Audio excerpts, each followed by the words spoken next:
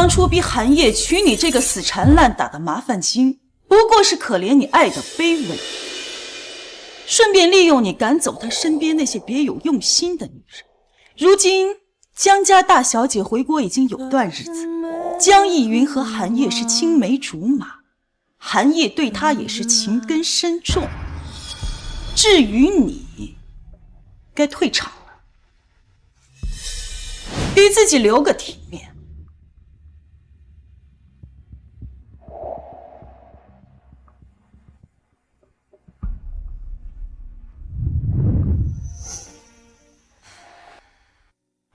100页？什么？我说100页，我就答应跟你的宝贝儿子离婚。少1分都不行。不答应算了。好，我答应你。不过为了防止你后悔，到时我会送你出国学习你最喜欢的音乐。不过出国手续还需要1周，这1周，你跟韩烨好好告别吧。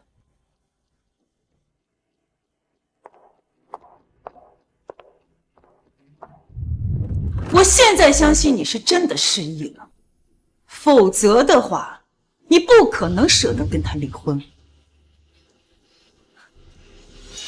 忘记一个不爱自己的人，这是好事，不是吗？记得，钱到账，我立刻消失。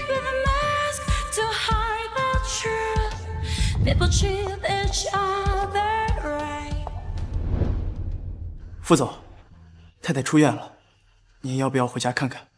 没死就别烦我。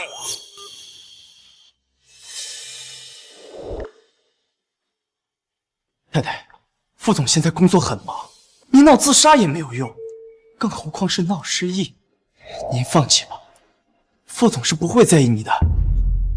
你是？何超，副总的助理。哦，我想不起来了。太太，您跟副总结婚5年，您闹了5年，副总都没有爱上您，您是不是也得反省一下你自己，不要总给副总添麻烦了，好不好？是的，我根本不知道他在说什么。从医院醒来，站在镜子面前，看到这张一模一样却更成熟还带着一丝仇怨的脸，我才意识到这个叫何超的说的是对的。现在是5年后，我真的结婚了。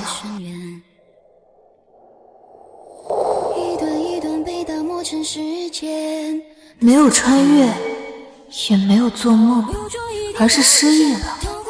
可我的记忆仍停留在18岁，也就是刚进入大学。我有个暗恋的学长叫傅寒夜，那是个无论相貌、家世、能力都无可挑剔的冰山美男。而现在我跟他结婚了。你再说一遍，我婚后这5年到底是怎么过的？要闹的自杀？您真的不记得了？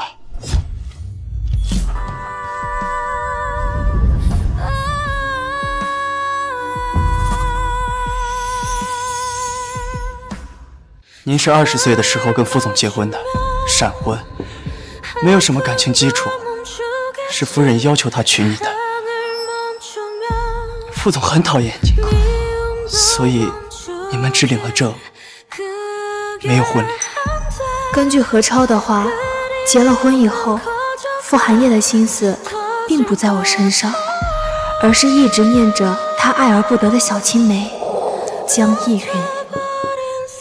逸云，我好想你啊，逸云。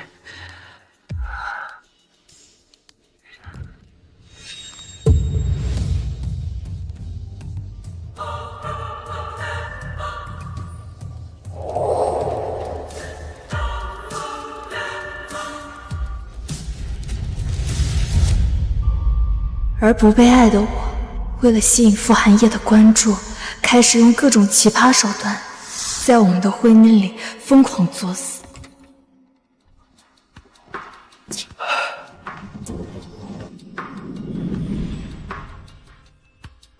Surprise！ 滚出去！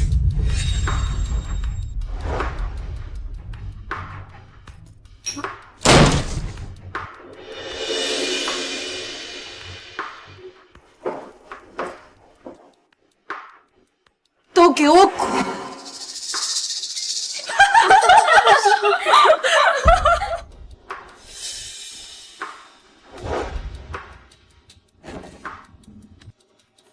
你就是江逸云吧？常常听寒夜提起你。哦，我是乐莹。现在我是寒夜的妻子。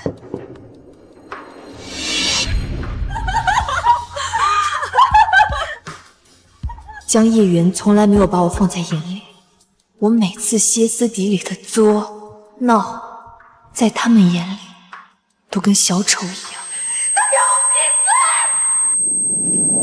后来，您心态失衡，用自杀威胁副总，让他跟那个江逸云不要再有半点联系。结果呢？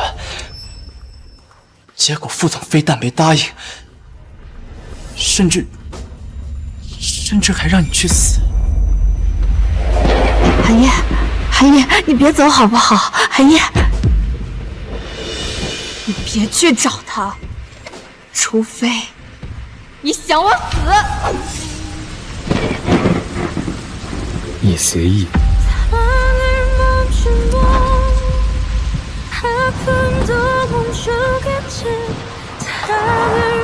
我到底做错了什么？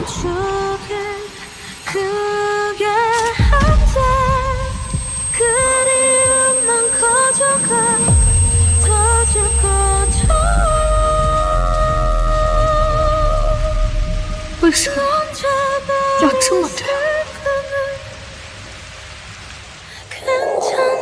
看来这次割腕就是造成我失忆的原因。总之，不管您是真的失忆还是装的，您别再闹了，副总会不高兴的。行了，你先去忙吧。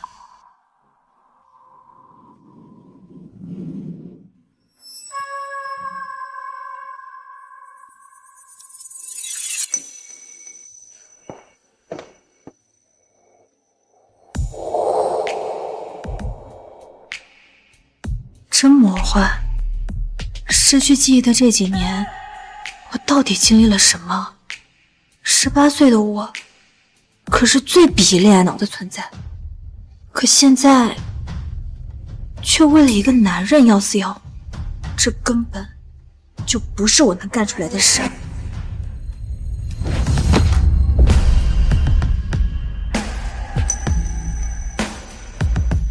你丢了什么？你丢了什么？没什么，看着晦气。怪我没去医院看他吗？这么冷淡。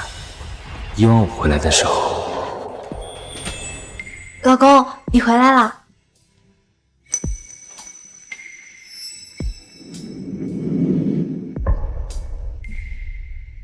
老公，你理理我吗？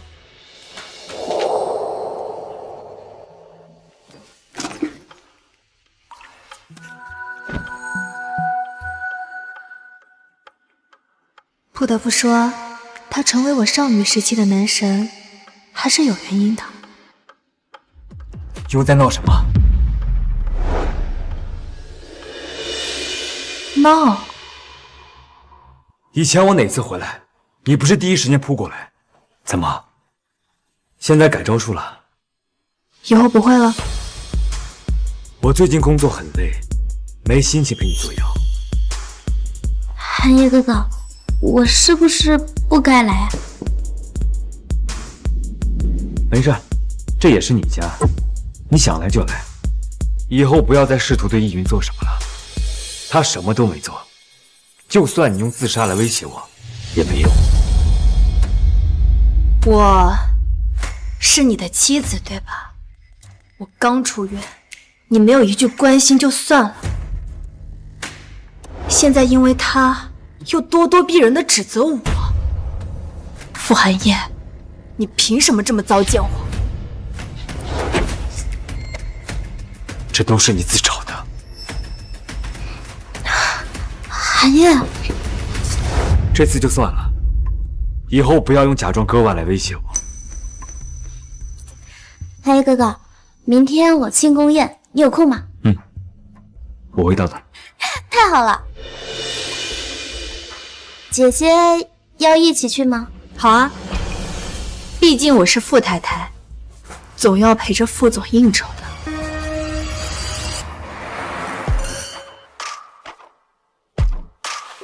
I'm headed straight for the castle. They wanna make me their queen.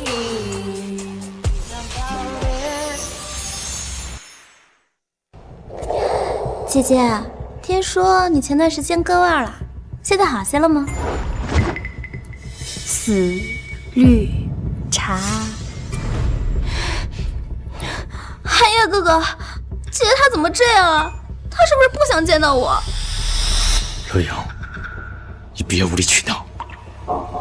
玉媛，你不是说要介绍几个人给我认识吗？走吧。你一个人站在这儿，不尴尬吗？他有什么尴尬？只要跟寒夜在一块儿，让他跪下都愿意。他又没死，我跪他干什么？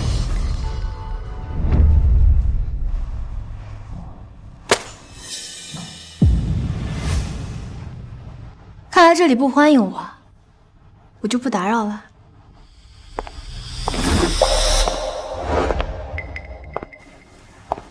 我没看错吧？他竟然给寒夜甩脸色看。乐小姐还真是让人刮目相看呢。我那么讨厌你，你还要来犯贱，不怕我把你推下去吗？我还怕你不敢呢，毕竟谁都知道寒夜会救我。乐阳，你敢赌吗？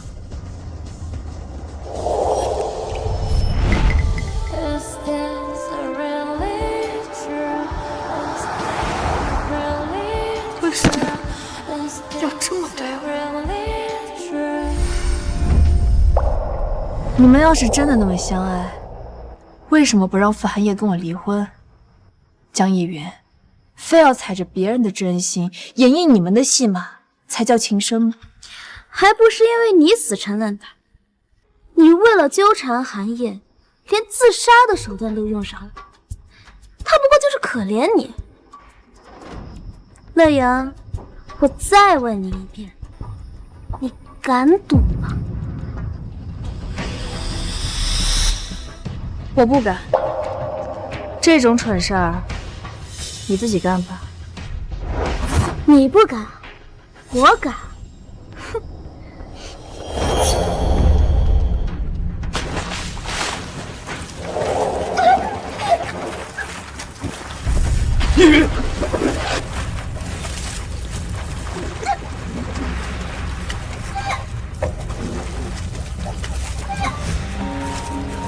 不是我，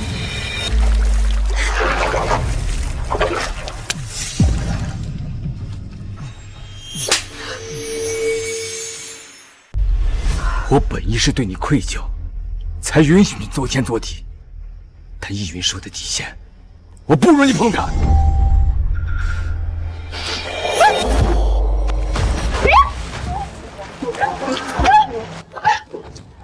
让他感受一下自作自受的滋味。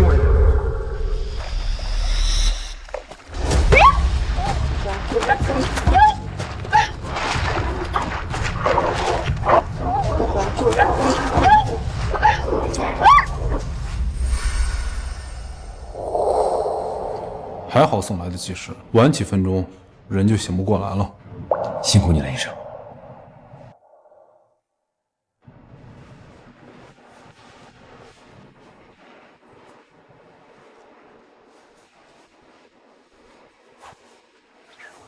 还好你没事，推你下水是我不对。有人看见易云是自己落进泳池的。乐阳，我跟你保证，这种事情以后都不会发生了。出去！你别生，够了！就算不是你推的，可也是你把他带到泳池边的吧？你不应该负责吗？放开！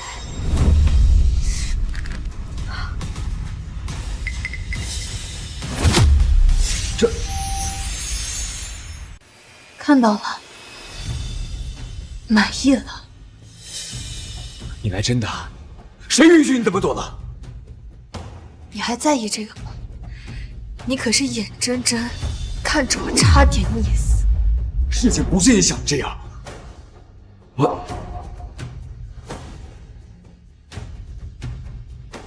你的伤口崩开了，我去叫医生过来给你看看。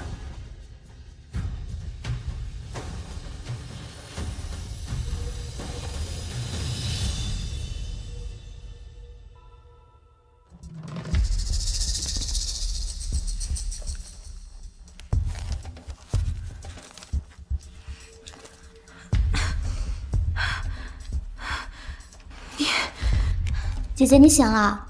我这心里实在过意不去，毕竟你是因为我才被寒夜哥哥推到水里的。你看，这些花啊，都是我亲自摘来给你赔罪的。姐姐，你看到这些花不应该高兴吗？毕竟这个季节可是花粉味最浓的时候。像船一样。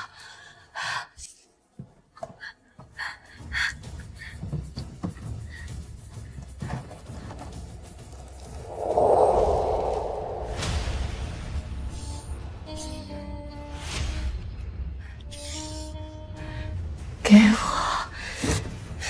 我求我呀！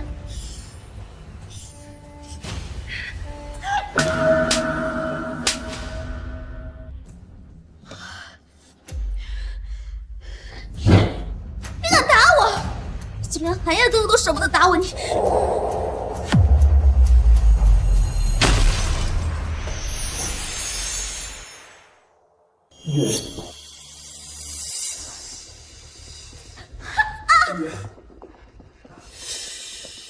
易云，受伤没有？我没事。还说没事？说，到底怎么回事？姐姐，你为什么要这么针对我？我好心给你摘来花，你却要把它们都给毁了。你当着我的面就这么欺负易云，你的心肠怎么那么歹毒啊？妙，我真的上来了，别演了，再装下去也改变不了你对易云的妒忌。你趁着我不在，你就对他撒气，你为什么就非要跟他过不去呢？乐阳，我最后一次警告你，收起你的记者。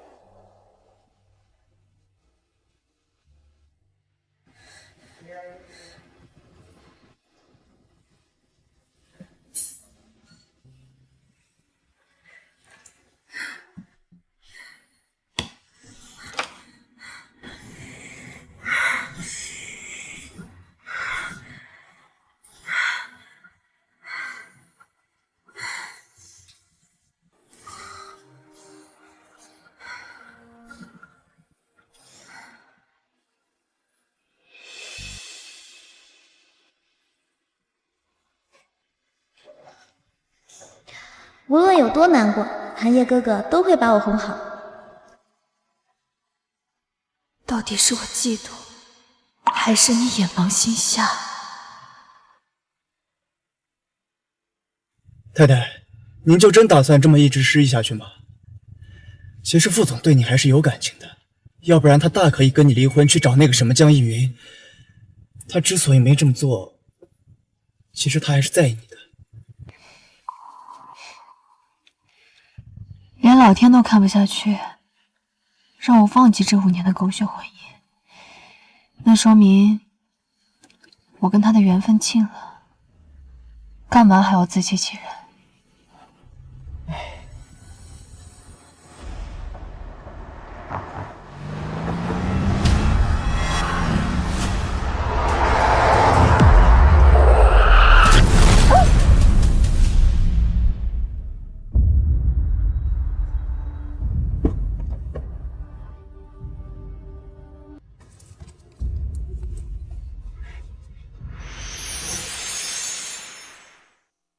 喜欢争什么？喜欢抢，该打！臭娘们儿啊！到底是谁？住手！你也太不怜香惜玉了。我说啊，你怎么这么粗鲁？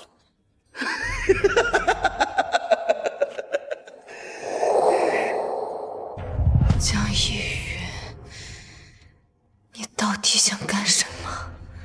看不出来吗？当然是报复你啊！寒夜哥哥说了，你打我1个耳光，我可以打你100个小气。是他，把他的头给我抬起来。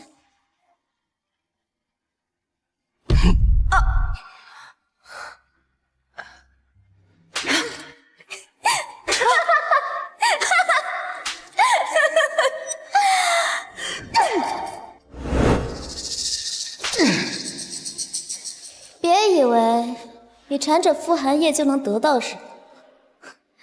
别说你为他自杀，就算你为了他死掉，傅寒夜最多也就只有那么一点点愧疚，因为啊，他心里只有我。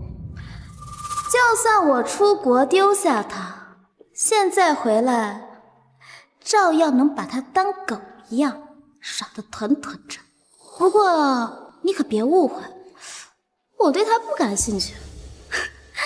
就跟我说的那样，我不过把他当小宠物玩，高兴了就给他扔块骨头，看他摇摇尾巴；不高兴了就踹他一脚，看他可怜兮兮的求。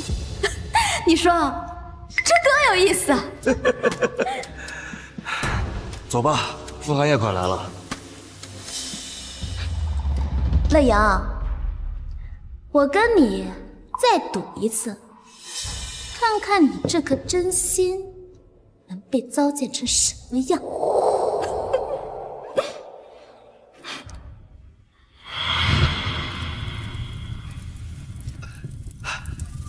乐阳、碧玉，你们没事吧？寒夜哥哥，你快救我，这里要爆炸了！寒夜哥哥，你快救我，这里要爆炸了！寒夜哥哥，你快救我，我害怕！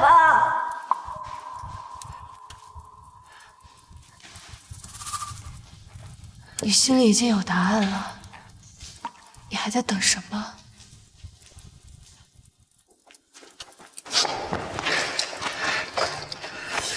乐阳，你那么勇敢，你比他坚强，他年纪还小，受不了这样的惊吓。等我把他安全救出去，我再回来救你。忘记了也好，忘记就感觉不到心痛了。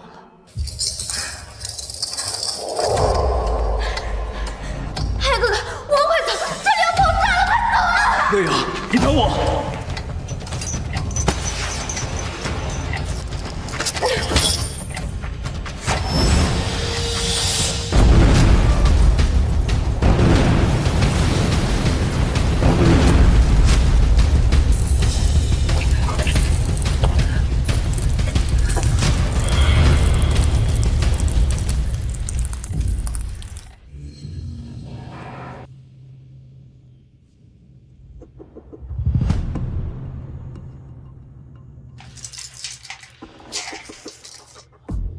你就放了姐姐吧，她只是想吓唬我，不是真的要炸死我的。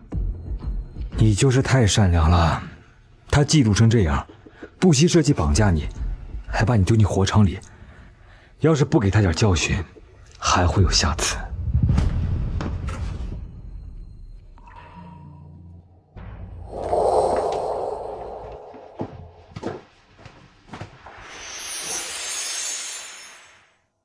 我原本以为你只是嫉妒，没想到你心思歹毒，不仅找人绑架易云，还想要炸死他，是不是？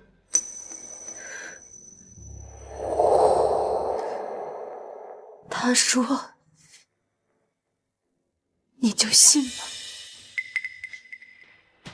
是，他说，我就信。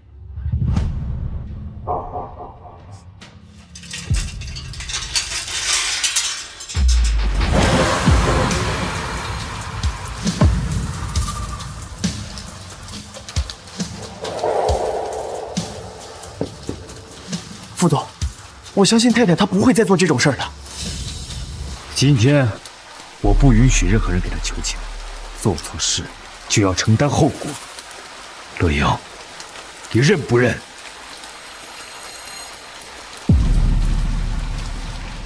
不认，就在这里跪到死。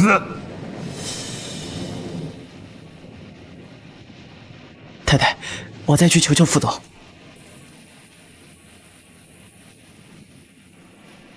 或许曾经，我真的喜欢过你。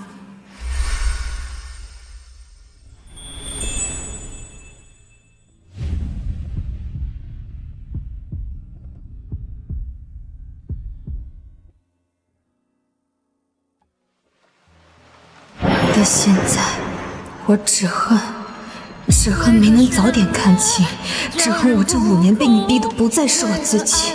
傅寒野，忘记这些年对你的偏执爱意，是我的解脱。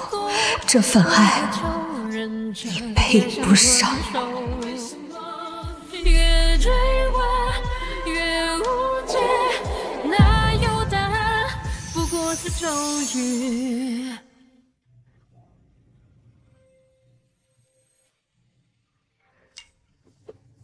你醒了。王妃已经抓到了，他承认了，是易云指使他绑架你的。他也不是故意的，他就是爱开玩笑，才弄了这么大一个闹剧。后来他看事情闹大了，又害怕，所以才不敢跟我坦白的。所以呢？我已经惩罚过他了，我让他自己在家反省。这么严厉的惩罚，你怎么舍得呀？他现在心情很沮丧，他都不爱笑了。他是犯了错，但究其原因还是因为你让他没有了安全感。你那么能作，他又怕失去我，所以才会用这种方式来考验我。你想说什么？他就是因为我跟你结婚才会变成这样。我想你去跟他道个歉，你去跟易云保证，以后再也不嫉妒他，再也不让他多想了。乐莹，你就懂事一点，他不会跟你计较的。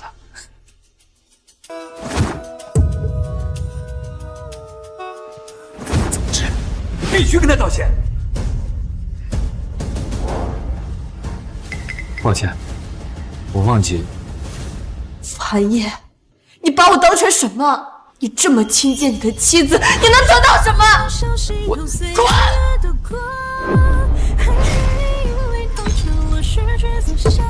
你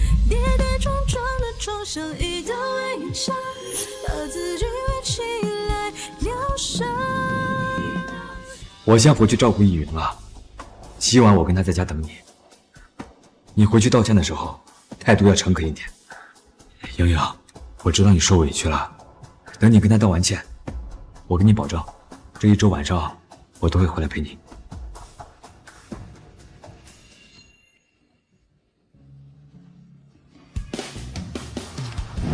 别去找他，除非你想我死。你随意。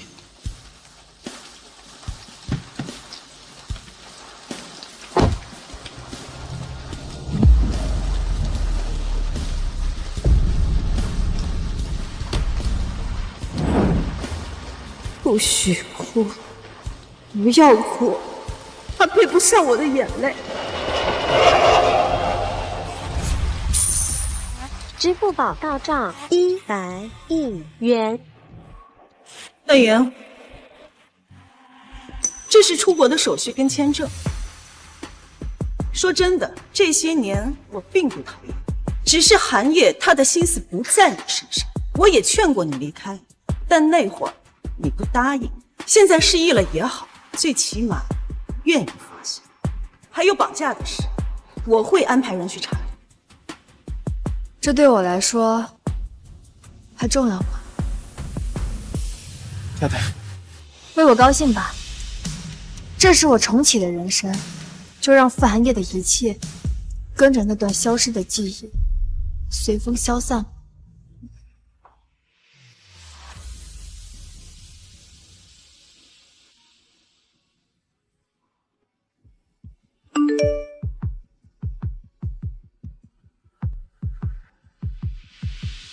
怎么还不回来给依云道歉？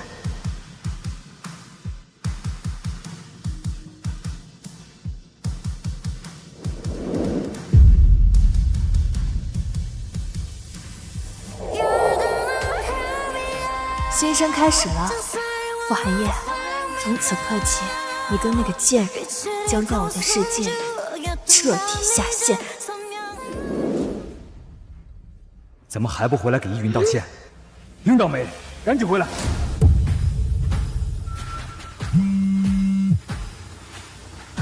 副总，太太走了，您再也等不到她回家了。什么？副总，太太走了，您再也等不到她回家了。什么？又闹什么脾气？告诉他别玩这种把戏，我不吃这一套。他要不想回来，就永远别回来了。副总，这次真的是您错了。怎么了，寒夜哥哥？是不是姐姐不肯给我道歉呀？你也别逼她了，她是个孤儿，没有人教，我不会跟她计较的。他已经走了。啊？没事，他离家出走也不是一次两次了，最多3天，他肯定就会回来。哦。你好，请问是傅先生吗？这里有你2份快递。不是，这个是乐小姐留给您的，她特意交代这2个要在现场拆开。您看，你把东西给我就行。傅先生这会儿正气头上，不想看到关于他的东西。告诉他，有什么话就来当面跟我说，别玩这种手段。这是你们自己的事情，我只负责把东西送到。你要是不确认的话，我这个就没法完成订单。要不您还是看一下吧。这第一个包裹里边是一个录音笔，乐小姐交代一定要现场播放。您看您方便吗？东西我们收到了，你回去吧。可我让你滚，你听见没有啊？给我。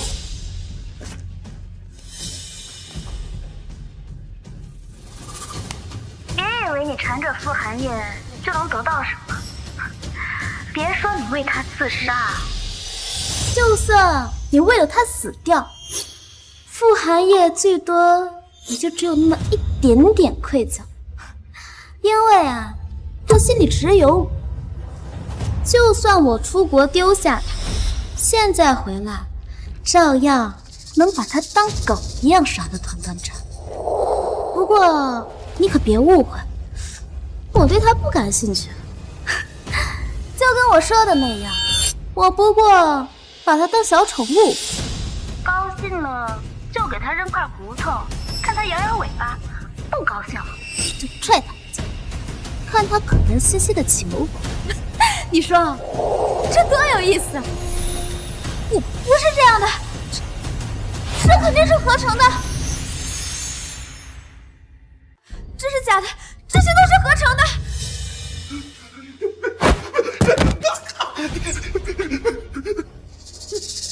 副总，我把人抓过来了。我不认识他。哦，见到老熟人这么生分。对了，你现在肯定不是特别想见到他。副总，这个人就是当初绑架太太跟江一云的绑匪。当初刚抓到他，还没来得及送警局，江小姐就着急说这场绑架是恶作剧，然后偷偷把他给放了。我觉得有问题，所以我自作主张的把他抓来。打了3天，他终于承认了。我说，这根本不是恶作剧，是你要打死他！你说，这位先生一定会救你的，救你出去之后，就让我点燃炸弹。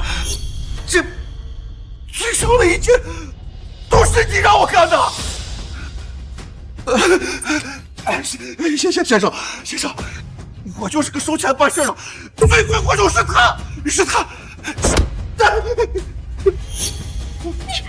有证据吗你？我有证据，我都录下来了。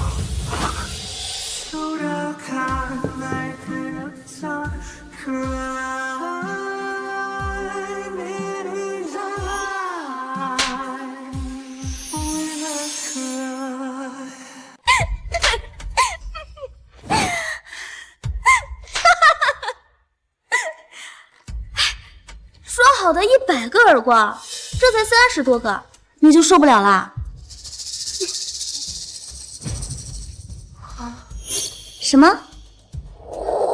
想求我啊？那你说大声点。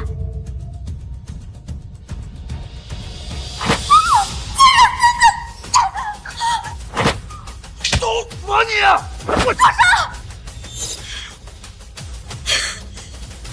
越是发疯，我越是喜欢，我就是喜欢你这个样子。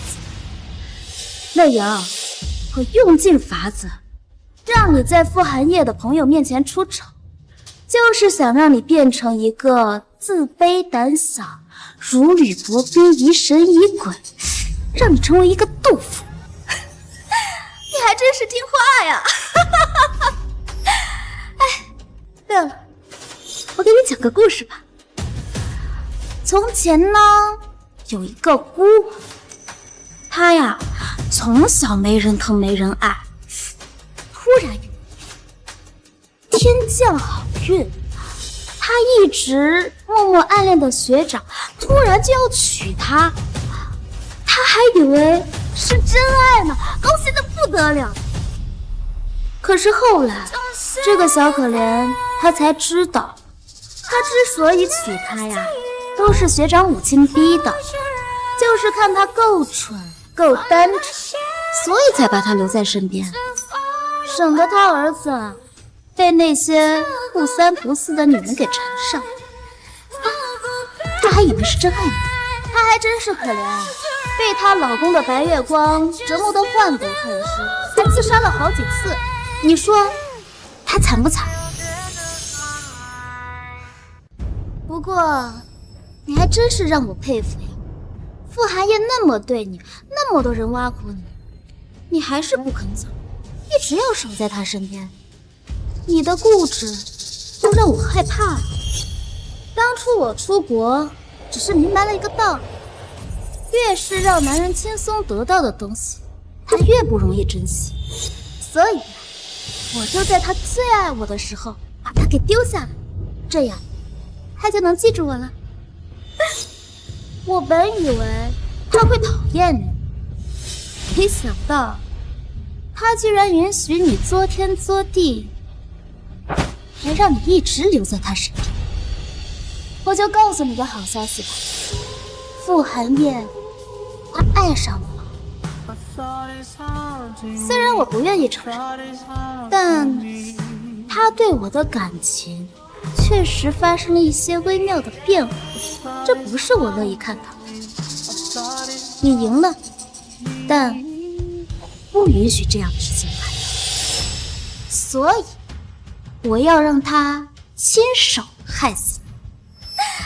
没有什么比这个更伤人、更悲剧的。或许他往后余生都会活在愧疚里，不过这不重要，毕竟我对他的爱慕只当遛狗玩玩。不是的，不是的，韩爷哥哥，这视频都是假的。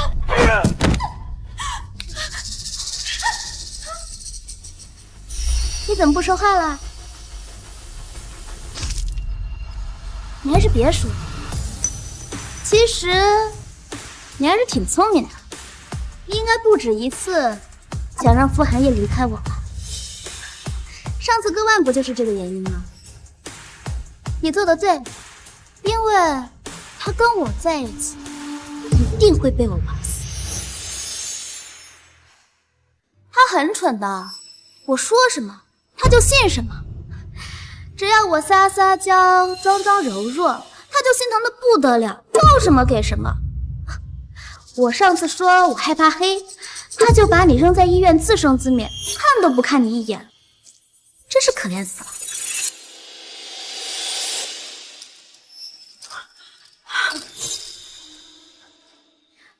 别挣扎了，没用的。你的人生，你的婚姻注定是窒息的，是命吧？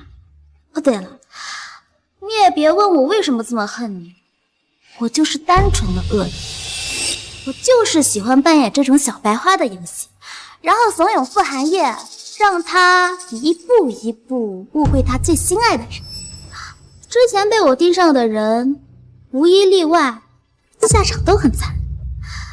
这傅寒夜算是运气好的，还有你这么一个不离不弃的舔狗。你就不怕被他发现？他发现又怎么样？我甚至还要告诉他，这件事情就是你做的，因为我无论做什么，只要跟他哭一哭，他就会原谅我的。这就是被偏爱的权利。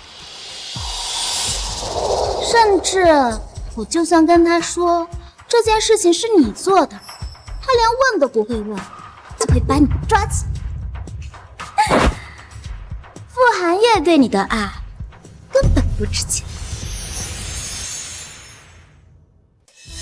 我手有点疼了，剩下的你来吧。好，臭娘们儿啊！喜欢装来，开口让我大气笑啊！你怎么敢？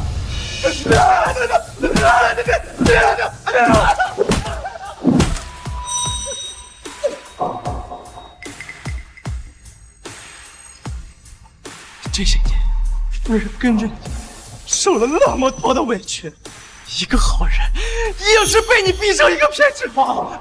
你对不起夫人，你配不上夫人对你的一场爱意。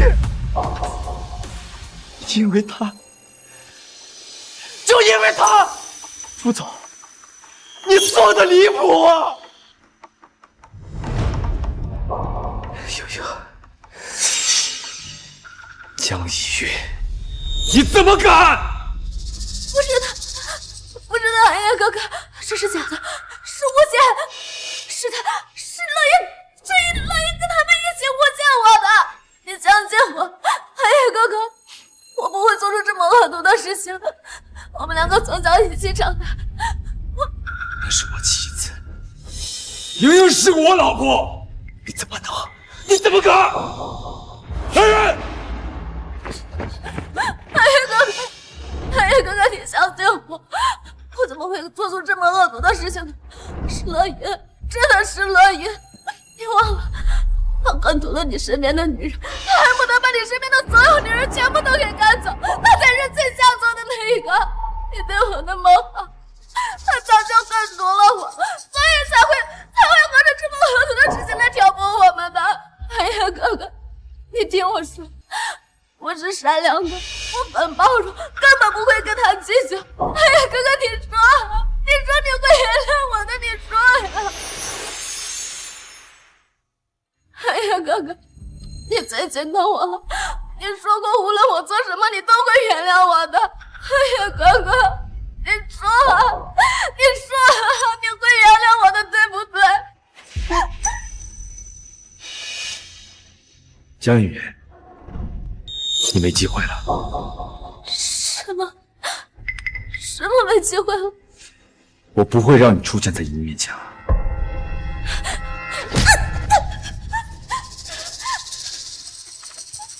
寒夜哥哥，我真的知道错了，你就再给我一次机会，我会改的。我不过就犯了一个小错误，这没什么的，真的。这不算什么的，对不对？你不会因为他就怪我的，对不对？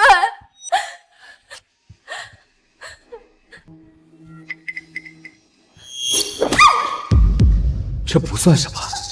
这些年，你把莹莹逼成了疯子，你说这不算什么？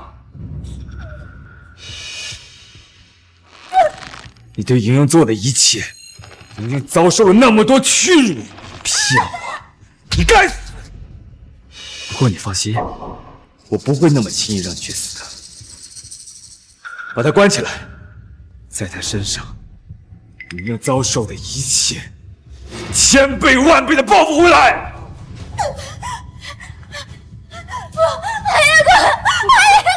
我说吧，我手下办事的，这跟我没关系啊！老马爷，这里还有一份快递。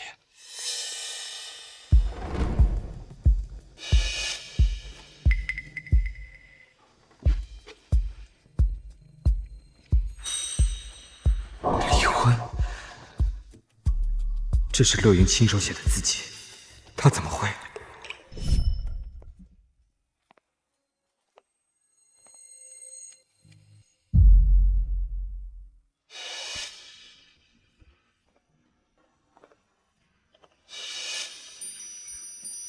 他一直跟在我身后，守在我身边，他怎么会跟我离婚？他身边没有我，他怎么能习惯？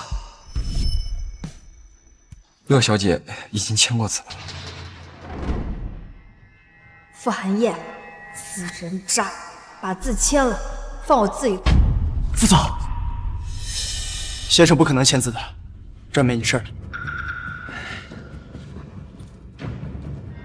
副总，我不信，他说过，你记得吗？太太说过，他没地方可去的。何超，送他回自己的家去。副总，这……我不走，我没有地方可以去了。那你就一个人，好好在这待着吧。副总，您消消气啊！走啊！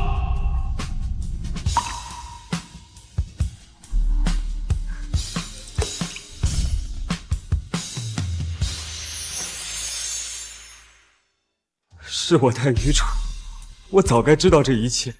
他跟我在一起的这些年，变得越来越不像他自己。以前的他，明媚张扬，可现在变得小心翼翼，变得自卑敏感。可是你知道吗？我从来都是爱他的，我心里一直都是有他的。我只是痛恨这场被安排的婚姻。是我的偏执，让他对我失望了。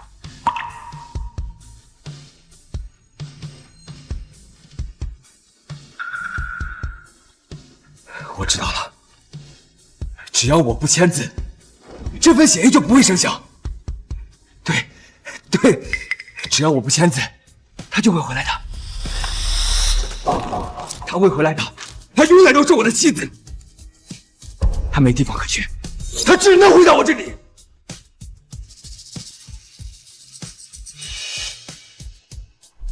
副总，以前的他没地方去，现在的太太手里有100个亿，他自由了，他还会回来吗？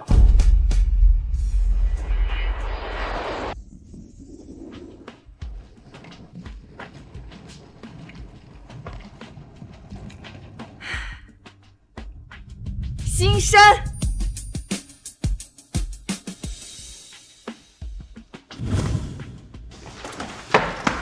哎，同学，那忙手忙脚的，着急什么？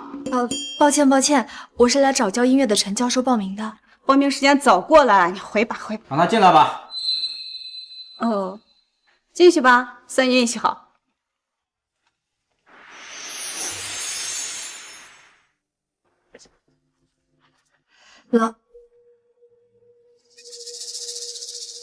老师，怎么看到我很意外吗？您怎么会在这里啊？国内退休以后啊，我又被返聘了。欧阳，我看到你报名表的第一眼就知道是你，我对你啊印象太深刻了。当年你音乐天赋那么好，可惜刚到大二就结婚退学了，老师为你感到可惜呀。现在你能重拾音乐梦想，我很欣慰啊。对了，你丈夫呢？你不是最舍不得他吗？他不重要了。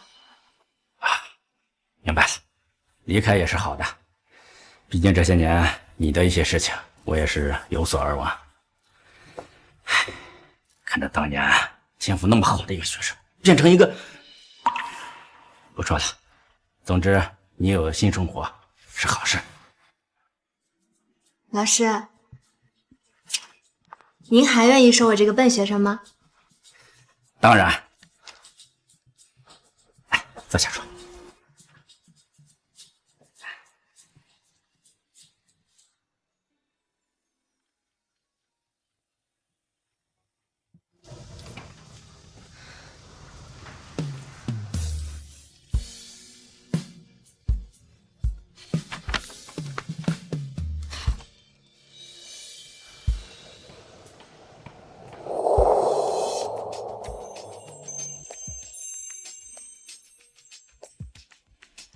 你好，同学，请问你知道302教室在哪？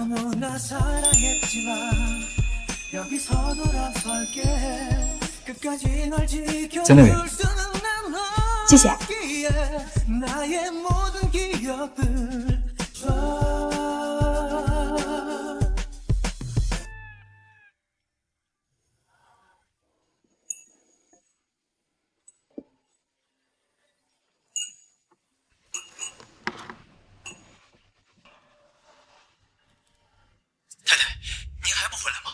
副总这2天都快要疯了，把人都给我派出去，就算是掘地3尺，也必须把人给我找出来！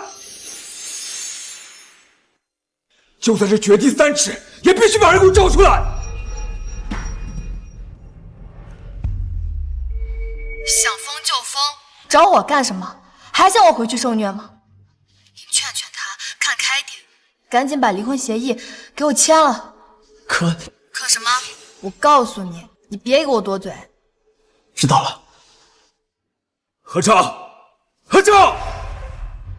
夫人，先不说了，副总叫我了。你嘴给我严实点。来了。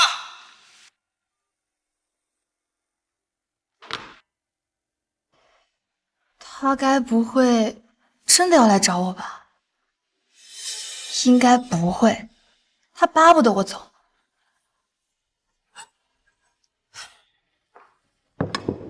您好，这是那位同学送给您的。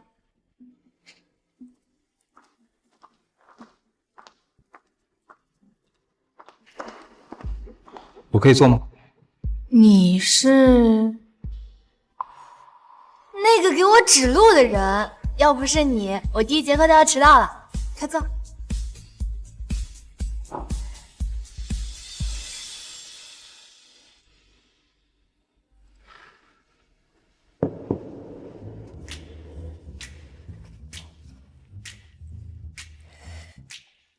你一直看着我干什么呀？你变了，我感觉你跟以前很不一样。是吗？可能是初来乍到，有些水土不服吧。乐莹，你到底怎么了？我们认识那么多年，你有什么事情可以告诉我？我们？不会吧？我失忆以后对这个人完全没有印象，我跟他到底是什么关系啊？你别告诉我，你连我都忘了。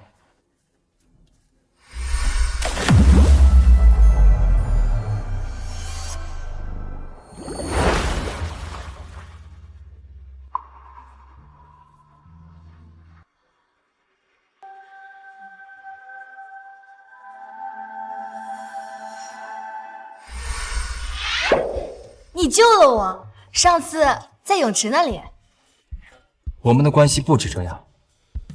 乐瑶，你该不会真的把我也忘了吧？我应该记得吗？乐瑶，你很不对劲。自从你上次自杀醒来后，你就变得和往常很不一样。是因为傅寒夜吗？连你都看得出来我不一样，他却看不出来。我这场婚姻真是越来越可笑了。所以你想通了？还好，不算晚，对吗？以前你为他痴迷成那个样子，我从来没有想过你说的离婚是真的。你跟傅寒夜结婚的时候，可以说算得上是为爱痴狂。无论他走到哪儿，你都黏着他。他身边的所有异性，你都看不顺眼，更别说是江依云了。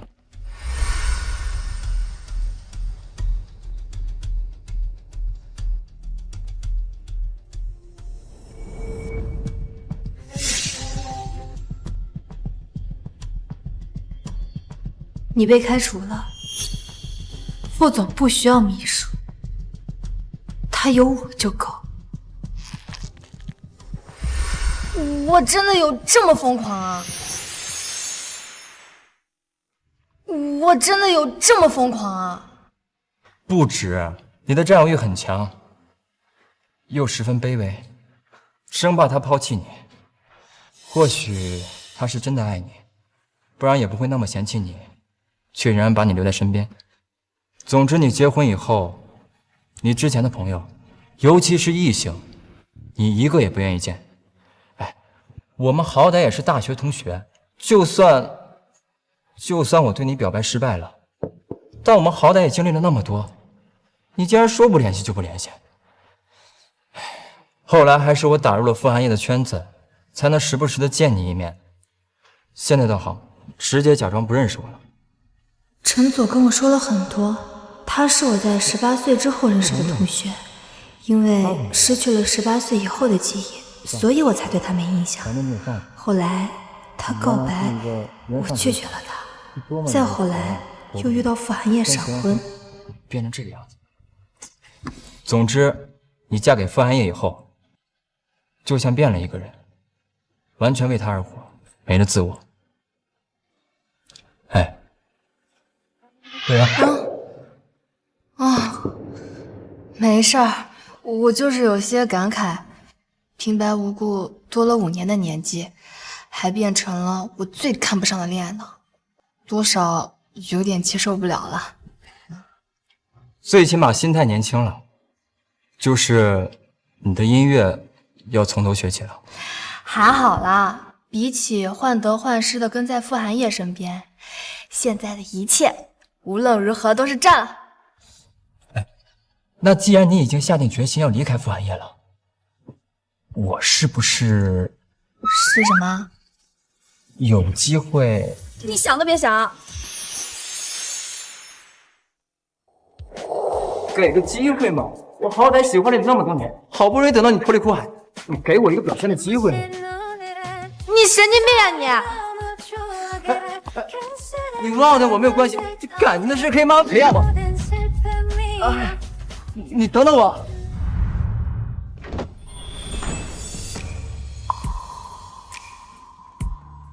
真羡慕你呀，每天都有人送你花。你喜欢啊？那送你了？真的吗？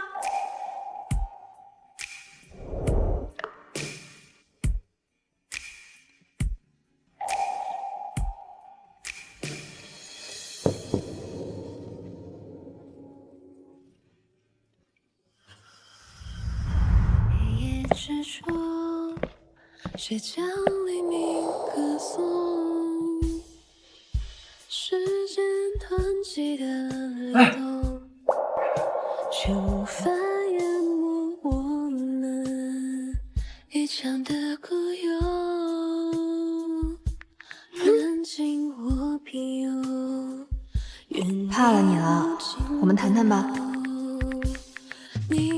好的，公主。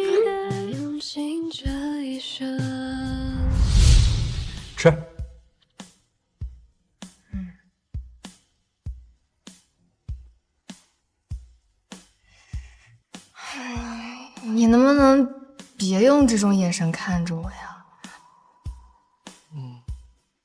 不温柔吗？像是要吃人一样。哎，你打住！千万别说那些土到掉渣的情话，我最恨恋爱脑了。我只是恨自己不够勇敢一些，没能把你从傅寒夜。陈佐，别在我身上浪费时间了，别在我身上浪费时间了。我跟他们不一样，你知道的。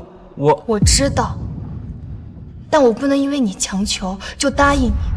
我有自己的思想，我有权利决定自己要做的事情。现在的我，记忆停留在了18岁，我对爱情、婚姻并没有太多的期许，你懂吗？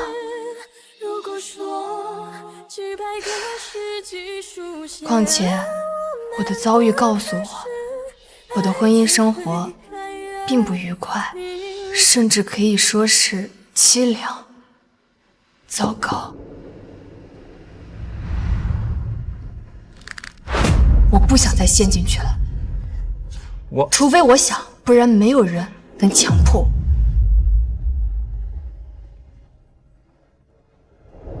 我能等到你说愿意的那一天。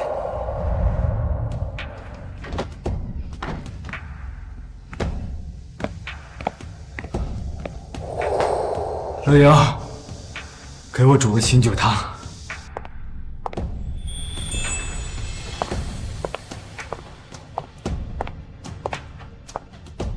怎么醉成这样呀？来。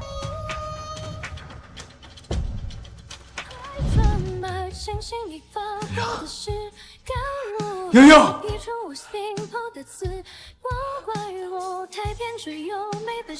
先生，您回来了。太太呢？太太回来了吗？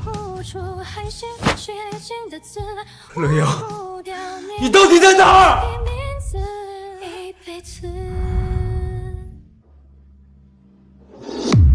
快，把乐莹给我找回来！找回来！找回来！他这样多久了？自从太太走后，副总就越来越消沉了。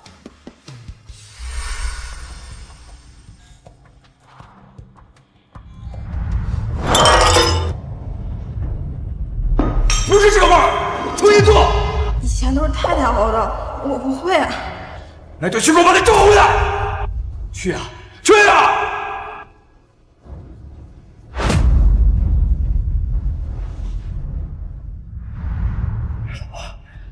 老婆，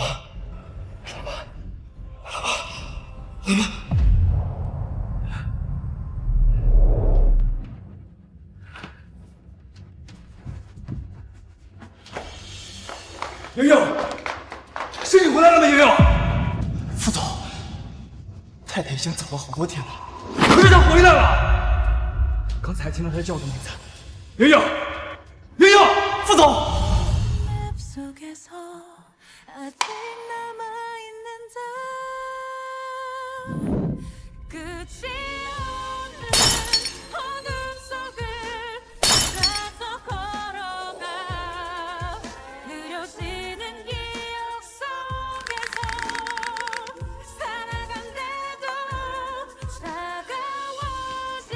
副总，快拍张照发给莹莹，告诉她我受伤了，看在我受伤一定会回来的。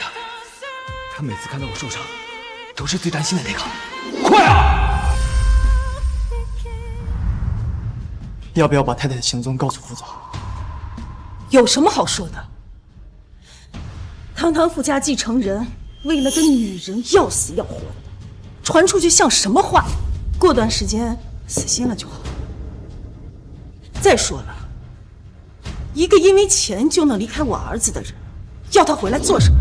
这几天把他看好，别让他再做出什么蠢事。你听说了吗？太太没逃出来，被活活烧死在车里了。火灭的时候都已经没有人形了，太惨了！怎么就出车祸了呢？不能是太太想不开，自己走上绝路了吧？毕竟之前他就……难说，反正新闻上看是很惨烈，烧得面目全非的。唉，太太还那么年轻。你们说什么？太太怎么了？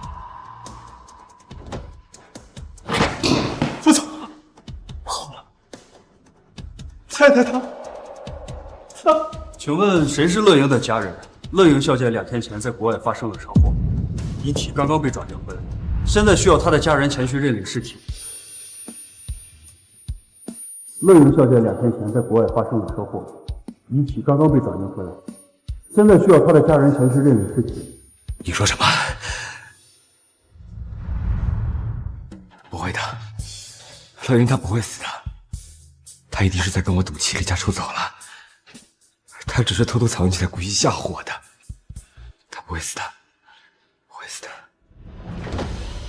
家属进来吧。根据一并送过来的身份证件，基本确认死者就是乐莹女士。麻烦你们确认一下是否是她。是的话，麻烦在这里签个字。副总，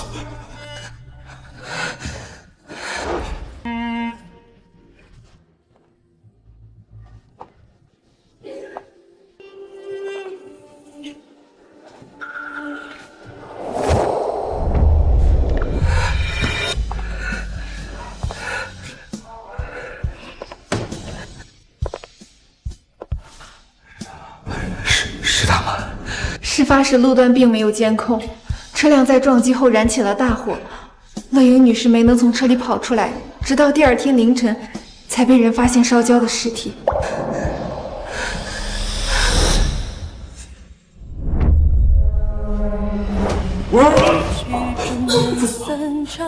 越是踉跄，越是彷徨，漫长的爱已怎么逃？我需要你，这就是你对我的惩罚。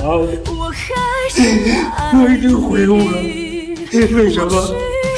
为什么就不能给我一个弥补的机会？我还是爱你。你看看我，你想要什么我都能做得到。我会让你回家，我会跟别的女人保持距离，只要你回来，我求求你。对不起，对不起，对不起。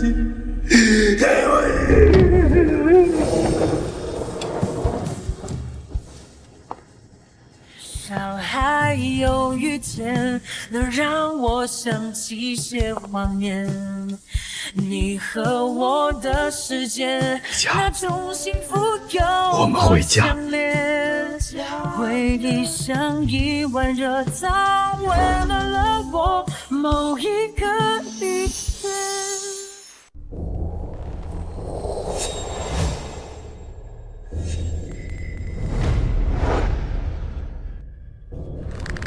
看什么？没见过婚礼啊？为什么？站住！说，百年好合。说，祝2位新人百年好合。这男人是疯了吧？这爸爸是有病吧？妍莹，你还记得我查你的婚礼吗？你一直想要的，我现在给你补上了。你想要什么就告诉我，我都能做到。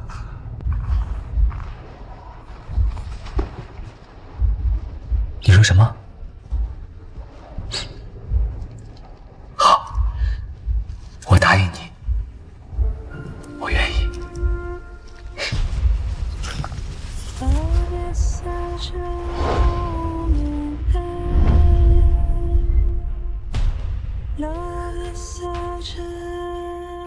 你永远是我心中最美的信仰。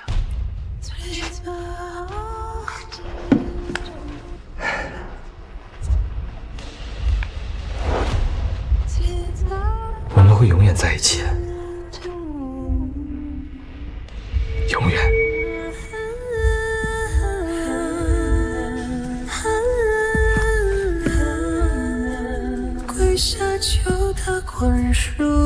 你还记得这枚戒指吗？是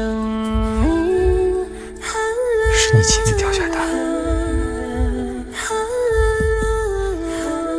我一直没有跟你说，我很喜欢你。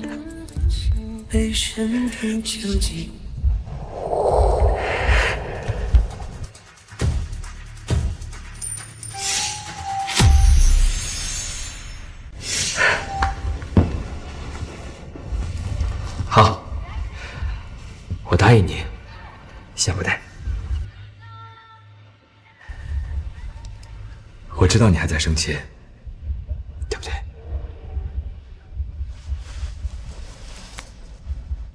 等我给你报了仇，可不许再赌气了，好不好？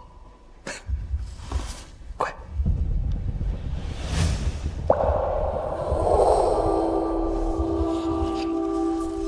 听到没有？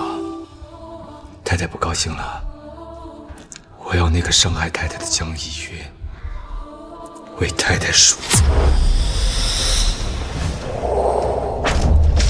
都睡了那么久，还没够啊？韩爷要是知道你们这么对我，他是不会放过你们的。他最终的就是我了。对不起，对不起，我说错了，我听说了，大哥，你们放了我，我可以给你们钱，可以给你们很多很多钱。哎呦，我们江大小姐到现在还没看清局势呢。你们江家破产了，你爸都被逼得跳楼了，傅先生他不要你了。不可能！教江小姐一点点规矩，顺便再给她松松皮。怎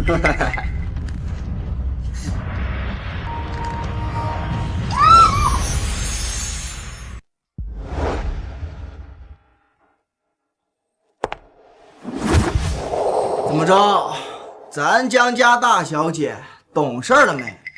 怎么没音了？好着呢，不知道多听话。哎呀，只是让我来回过。他要是知道你们这么对我，一定不会放过你们的。你们放过我，你们放过你们放过我，我不会追究你们，韩爷也不会追究你们的。我知道，一定是收了娄音的钱。我给你多少钱？我给你10倍，好不？100倍，这样你能放了我？说这些没意义。傅先生专程吩咐让我们好好招待招待。下一个项目轮到什么了？扇100个巴掌。傅总说了，一个都不能少。那就开始吧。不要，你不要干什么？不要干什么？一个。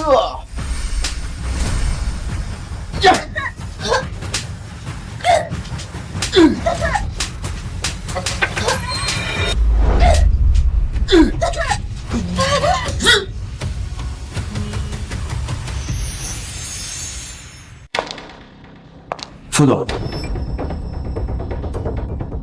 让你听慢。哎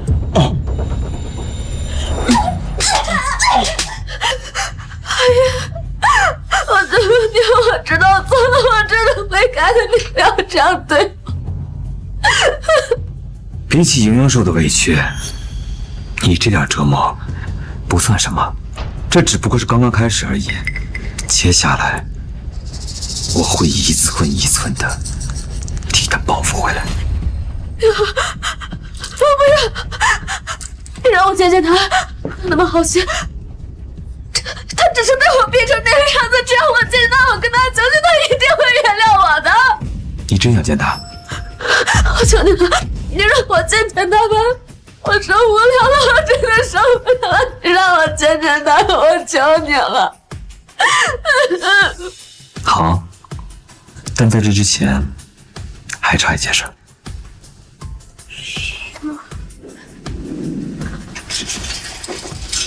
那他要去哪？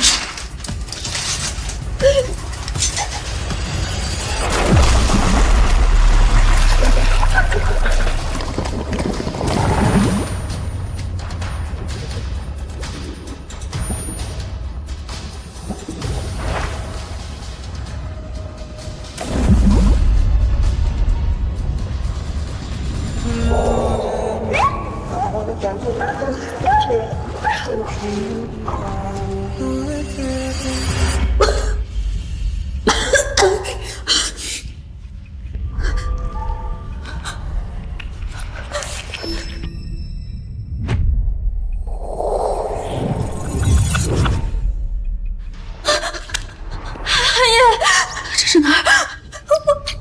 我害怕。你不是说要给莹莹道歉吗？她现在就在这儿。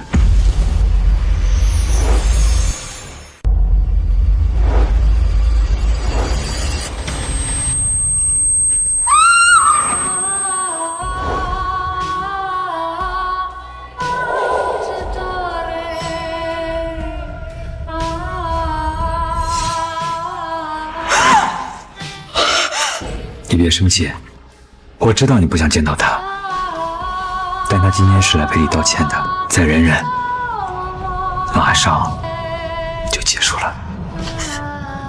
疯子，你们都是疯子！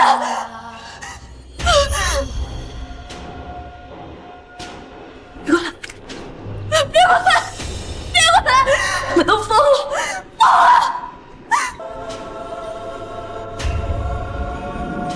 嘘，别吵他们。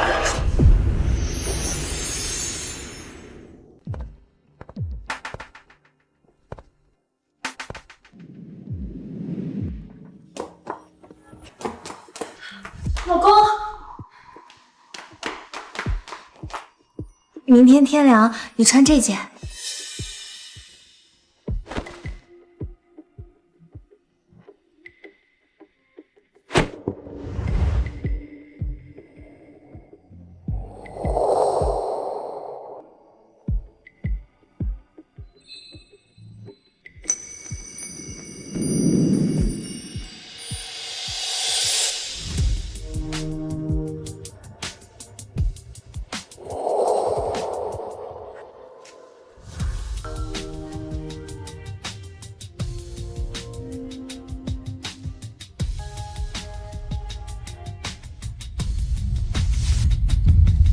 副总，您这是？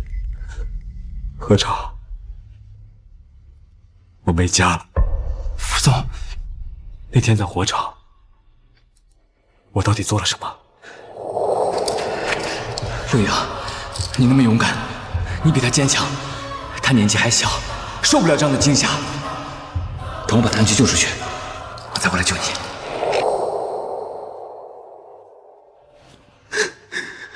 我都做了些什么？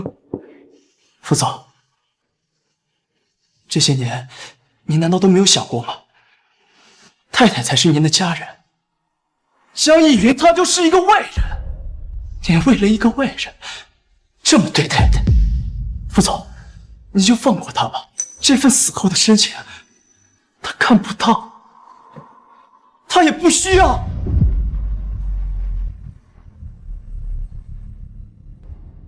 何超，你先回去吧。副总，我想再去看看洋洋。我送你。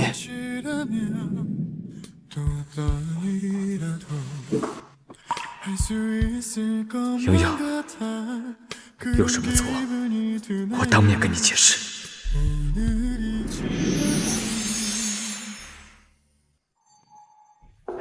洋洋，这应该是我最后一次来看你了，你别误会，我不会留你一个人的。你一个人在那边一定很孤单吧？肯定有很多话想要跟我说。你应该怪我，打我，等我去了那边，一切就都能说开了。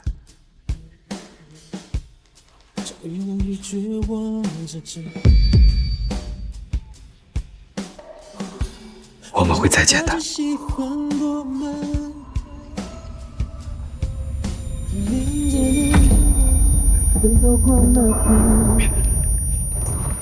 副总！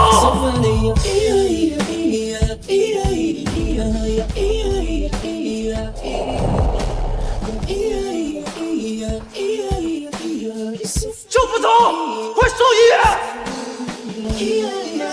院！我不走，平平死了，我也没有活下去的意义了。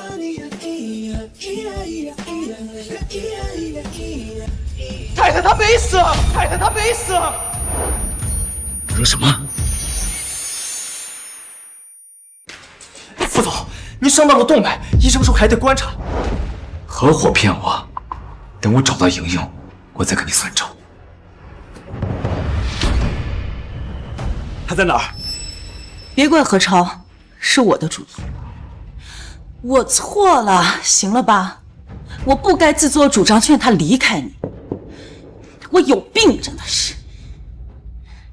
你每天和那个江家大小姐黏在一起，我以为你喜欢她，又整天跟乐莹生气，我就想着，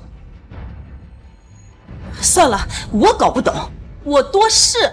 告诉我，他在哪儿？你就没想过他愿不愿意吗？是，你现在是回头了，是悔悟了，可乐莹呢？你做的那些事，他能原谅你吗？我自有办法。站着求不到他原谅，那我就跪着说。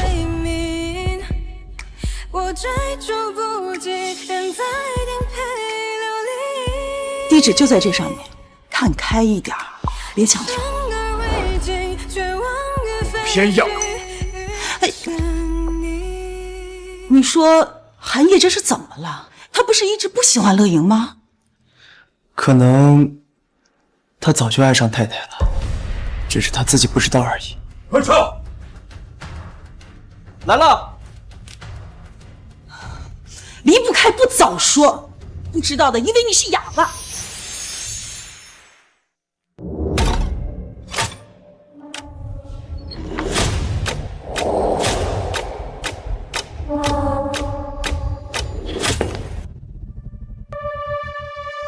韩烨，你来干我的！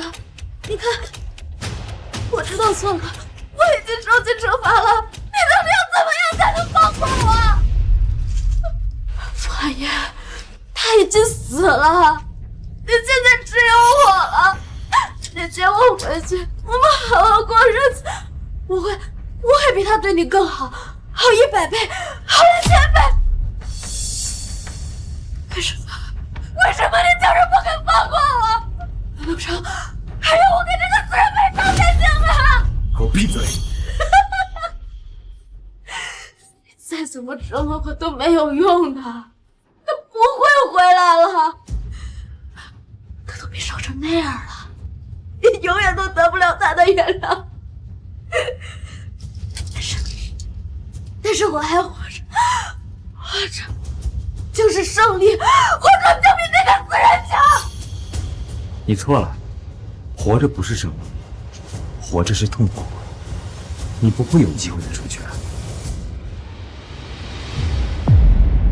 还有啊，乐莹她没死，我是专程来告诉你的，我会找到乐莹，让她回心转意，我会跟她永远快乐的度过余生。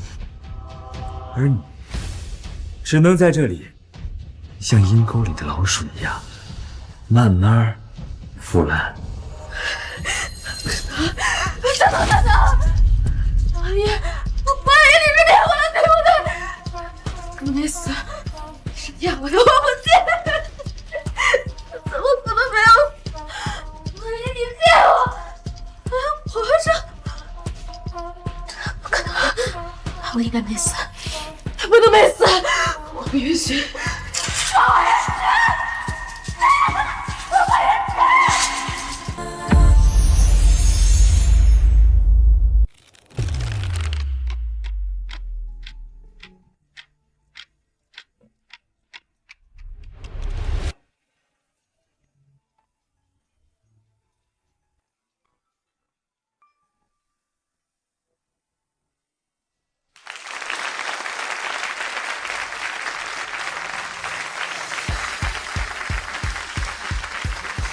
本次慈善晚宴由乐莹小姐所表演的这首曲子，起拍价100万、 200万、 300万、1000万，1个亿，1个亿。莹莹，3年了，我终于找到你了。莹莹，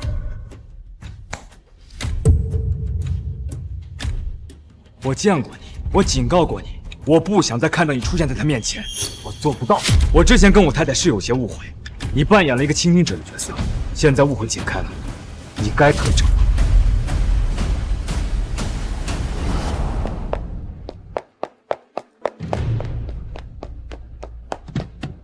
乐莹，乐莹，乐莹，乐莹，乐莹。副总，查到了，太太这些年出国以后，没有去夫人指定的学院学习音乐，而是拜在了她一个大学老师的名下。今天她有一场慈善汇演，就在这儿。我找到她了，何超，我找到太太了。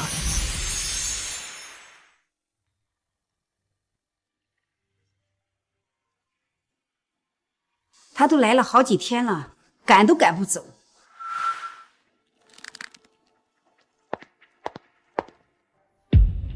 乐莹，这么多年，你还好吗？傅寒夜，你不该出现在这儿，这一巴掌就当做是你给我这个前妻的赡养费。你走吧。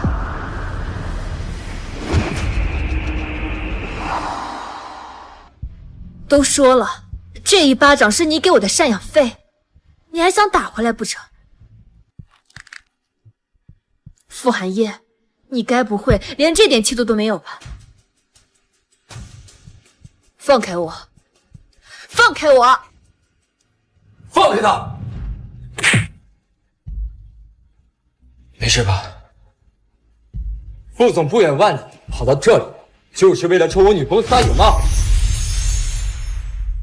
陈佐，我就知道是你，也只有你才会这么多年锲而不舍地打我老婆主意。副总，别叫得这么亲昵。什么老婆？她跟你那几年差点都死了，你还有这个？她现在过得很好，你就放过她，不行吗？她是我的太太，你用什么身份劝告我？我刚才的话你是没听清楚吗？乐莹是我的女朋友，别忘了3年前在泳池是我救的她，而你就是那个推她下水的杀人凶手。国内的项目，你要什么我都可以给你，把它还给我。我没兴趣。还有，乐莹不是可以换来换去的商品，明白吗？我不是这个意思，乐莹。你走不走？那你就在这等着。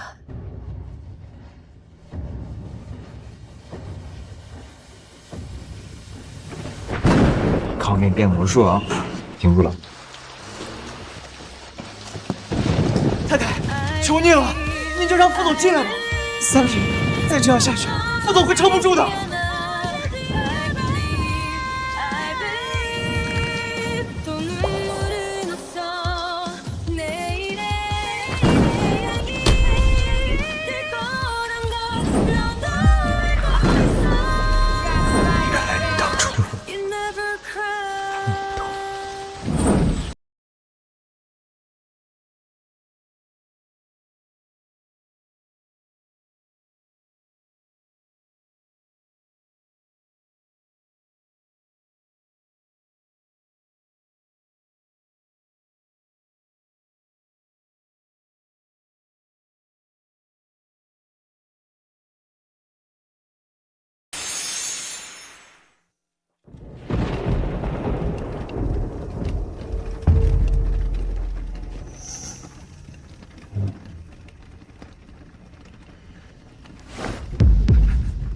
莹莹，我就知道你舍不得我死。傅寒夜，你别装了，你留给我的除了痛苦，只剩下血腥。是我不对，是我错的地方。无所谓，我们已经没有关系了。我不同意。你凭什么不同意？在泳池里，你把我推进水里，让我差点溺死。那么多人看着，我不要尊严的吗？因为他的2、3句话，你就把我囚禁起来，让我在雨里跪到死。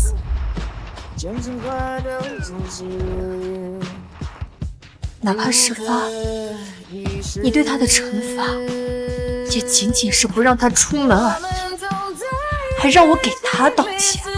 你那么作践我，你凭什么觉得你能挽回我？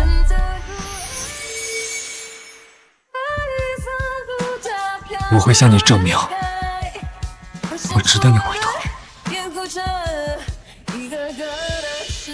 25岁的我到底有多卑微？都已经发生了这样的事情，还能让傅寒夜觉得他能够把我哄好？你待在这儿没有意义，去陪你的人吧。赶紧把离婚协议签了，否则他永远都是见不得光的第三者。我已经把他赶走了，你不知道吗？也是，你怎么会关心我的事情？总之，我那时候就是被江逸云给骗了。我们2家是世交，有些事情是不可避免的，我也不可能完全跟他不接触啊。如果你对我还有愧疚，不想离婚，想要弥补，那我告诉你，完全没有必要，因为你们都是贱人，贱人的幡然醒悟和痛彻心扉，让我恶心，我也不在乎。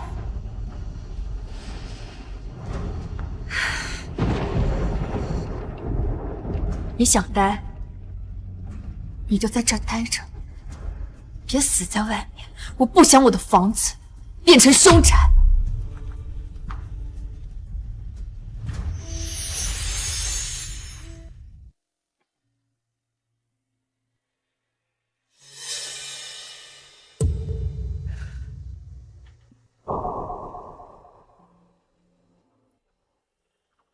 张嘴啊，好吃吗？好吃。那你还想吃哪个？太太她太过分了，他是在故意气我，说明他在乎我。哎，等一下，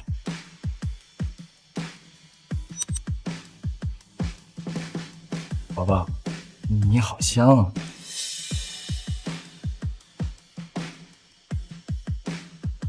这能行吗？应该没问题，我就不信你能忍。两位继续。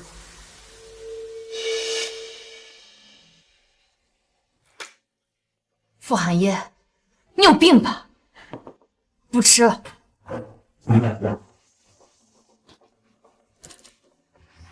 看什么看？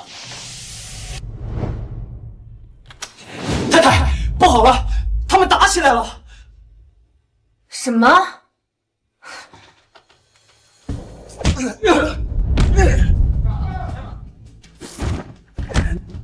你们干什么？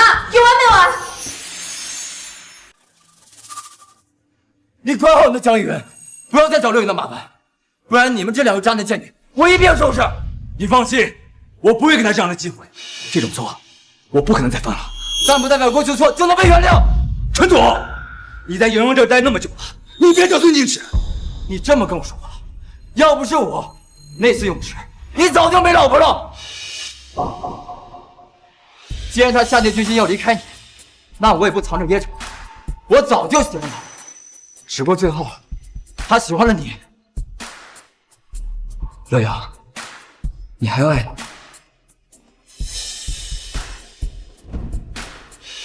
你幼不幼稚啊？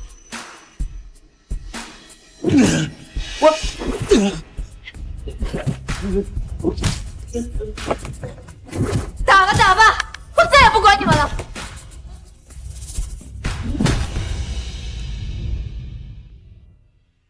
莹莹，我赢了，我。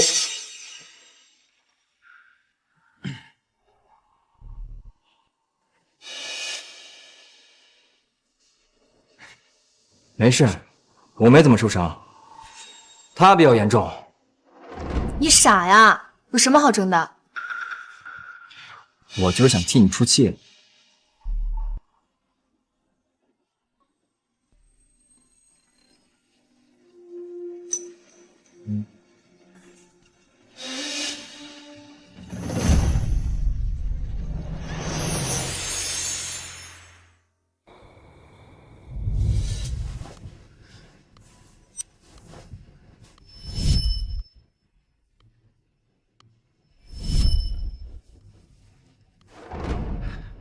不行，我得想个办法。这小子太会骗莹莹了。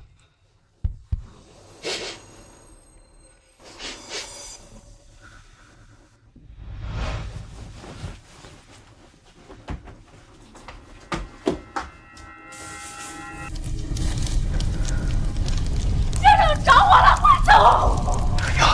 乐莹，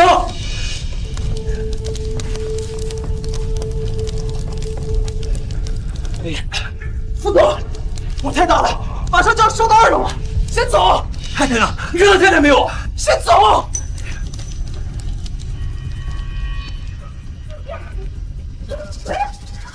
那小姐人呢？是呀。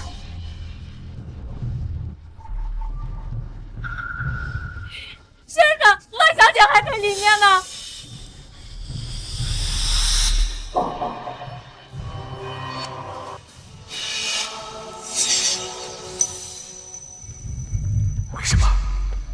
为什么我不敢进去？我在害怕，我怕死在里面。可我才是最应该救莹莹的那个。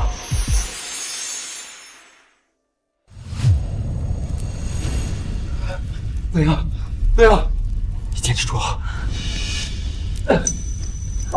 乐莹，乐莹，乐莹，走啊，走啊！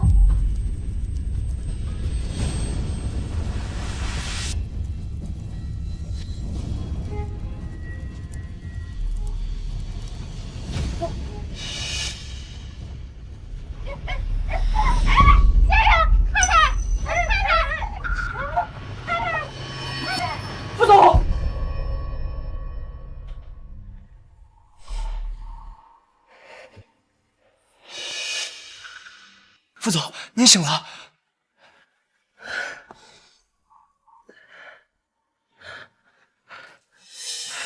莹莹呢？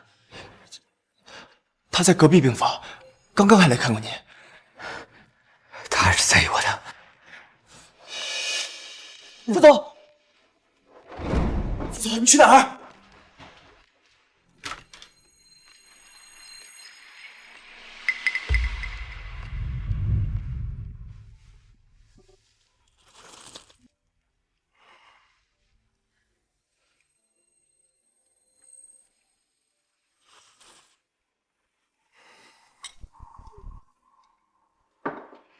差点把自己都搭进去了。他们说天花板掉下来都砸到你了，你干什么呀？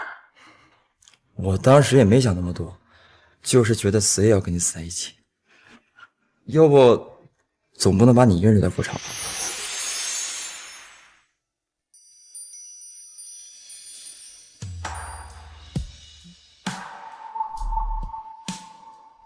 我愿意。啊？我说，我愿意。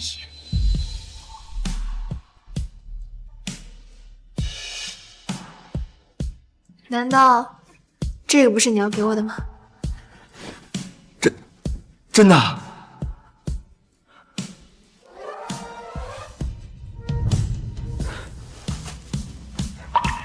我知道你会像不期而遇没有。突然出现在某一个黄昏，和落日一起穿过人潮汹涌，扑面而来和我相拥。我知道你会像不期而遇的风，携带着我等候已久的梦，借亮的光和山野的舞动。填满遗憾的每个裂缝。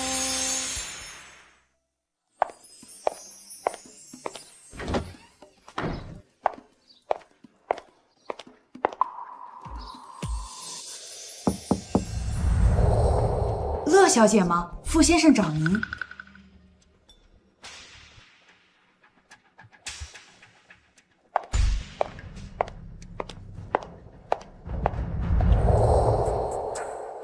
傅寒夜怎么会选在这种地方见？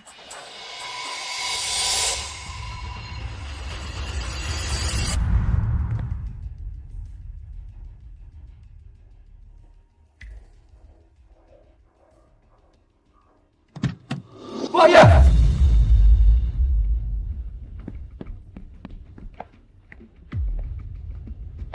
有事吗？装什么傻？乐莹被你带哪去了？乐莹不是一直跟你在一起吗？别扯谎了！护士说今天上午是你把她叫出去的，后来我就联系不上了，你还敢说不是？难道不是你？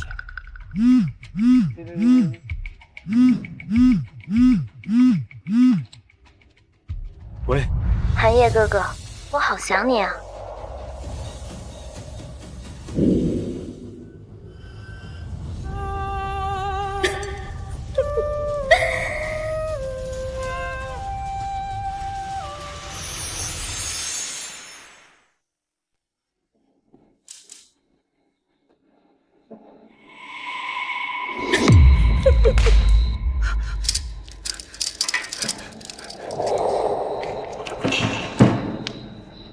姐姐啊，好久不见，我们老朋友，好好聊聊吧。江逸云，你看我变成现在这样，你很得意是吗？看样子是的。原来我才是最傻的，我本以为你就是个无脑的傻白甜，没想到你才是心机最深的。傅寒夜和陈祖，这里真的头破血流，你什么都不用做，就可以拥有一切。你想干什么？傅寒夜切断了跟我们江家的所有合作，还扬言要在江城封杀我。现在我成了整个圈子的笑话。你知道我被傅寒夜关在阴暗潮湿的地牢里，每天都在想什么吗？我无时无刻都在想要找到你。你应该去找他。你以为我没有找他吗？他不愿意帮我，他说这都是我的报应，都是因为你。是你跟他说我这些年都在针对你，是你在挑拨我们之间的关系。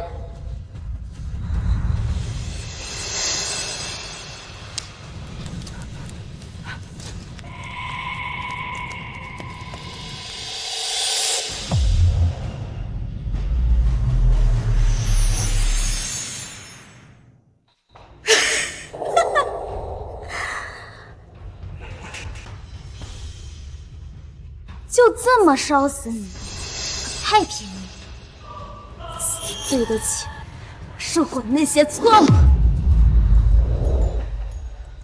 再等等，一会儿会有更好玩的。他们应该就快到了。乐莹，你说你凭什么？你一个乡巴佬，凭什么成为傅太太？凭什么成为他的妻子？你要是有点自知之明，也不会沦落成这样。包子，乡下呀，你也配得上傅先生，果是寒夜的妻。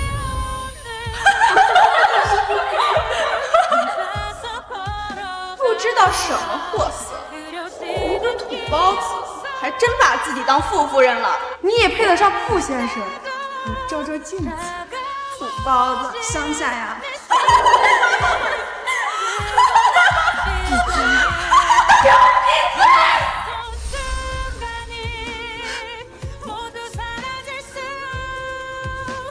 这些年，你们就是用这种手段把我逼成了一个疯子。你在说什么啊？你跟韩烨结婚后，不一直都是这样的，被嘲讽，被算计，被逼得在人群里面发疯。我可喜欢看到你那个患得患失的样子了。可是现在一切都不一样，你明明那么害怕韩烨抛弃你，但你却离开了他。你走后，成了他心中的愧疚，成为了他心上的一颗痣。你让我怎么恨得过你啊！住手！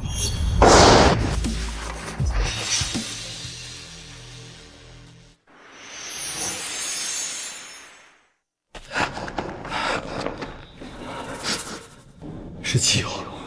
对，是汽油，一点就着。哎，别过来！想殉情啊？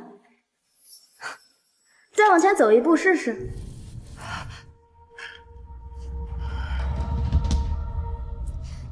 之前你假装被我烧死，害我受了不少折磨。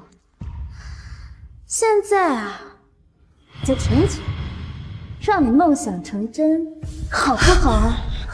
我不知道你在说什么，跟他没关系，事情都是我做的，有什么事你冲我来。冲你来？放心，我不会放过你的。3年，我找了你们整整3年，好不容易有机会把你们聚在一起，上演这一出人间悲剧。什么悲剧？你别乱来！我警告你，你要再动他一下，我要你走不出这里！你好厉害啊！我真的是好害怕呀！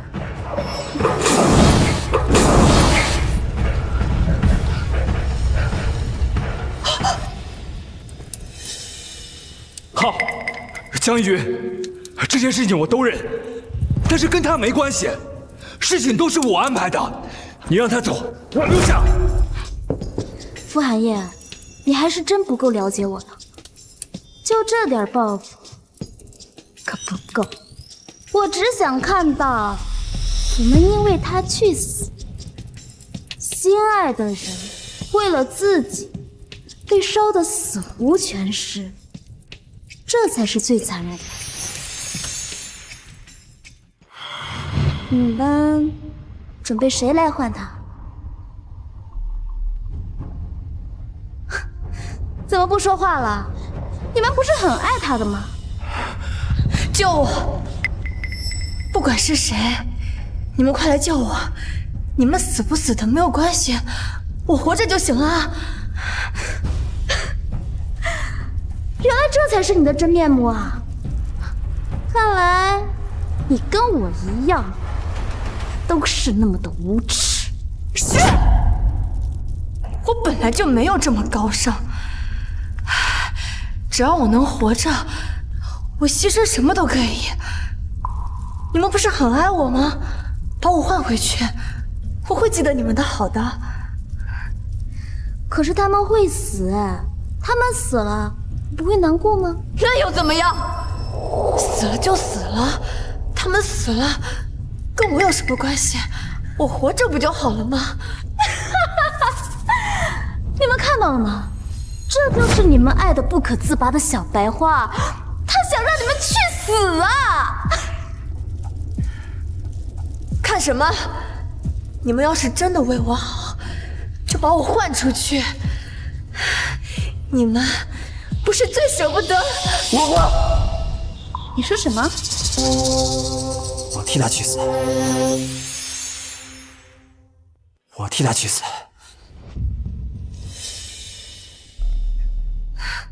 如果现在必须要有一个人留在这里，我来。滚！滚啊！滚！我告诉你，我不需要，我不需要，我不需要你在这装生气，我不在乎。滚！别动他！还真是让我刮目相看啊，乐言，我还真是小瞧你了，没想到你心思这么深沉，差点连我都被你骗了。你说这么多，就是想让他们别管你是吧？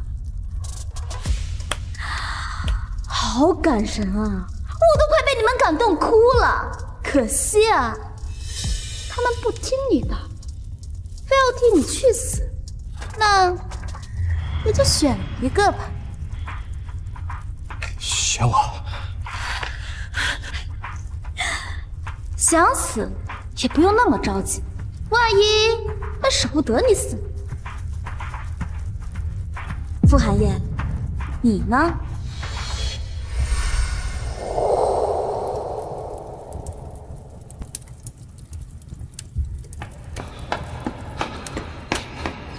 你也愿意为他去死吗？傅寒夜，你呢？你也愿意为他去死吗？看什么？你不是巴不得甩掉我这个麻烦精吗？你滚啊！你还嫌害我害的还不够吗？拿我来换。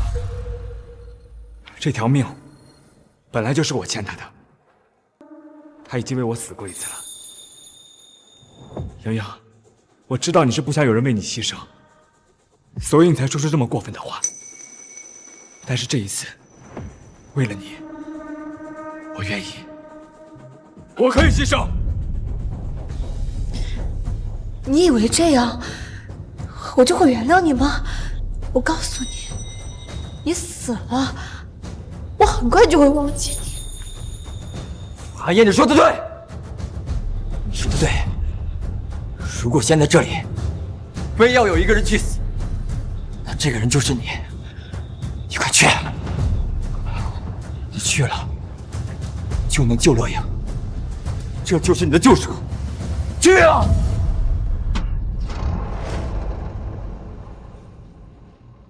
江宇，傅寒夜他做好了决定。不，我反悔了，让他去。你别忘了，可能是他，你留下。不，我后悔了。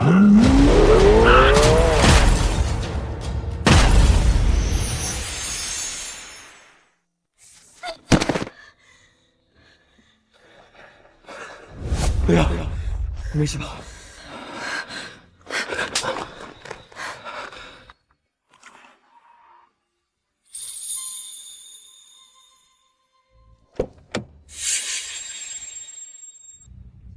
快走啊！这里全都是血桶。没机会了，你都得留下来给我陪葬，一个两个都给我死！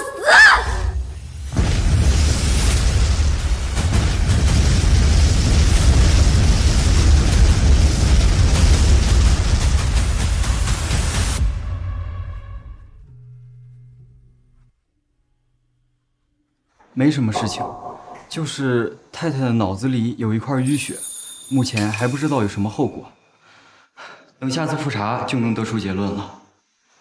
谢谢医生。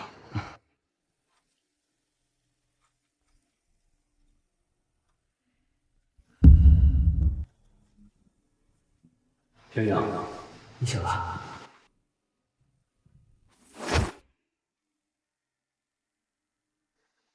何超，这是哪儿啊？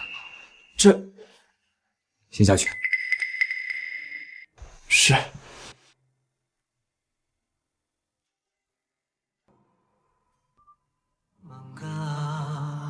你小心，你赶紧。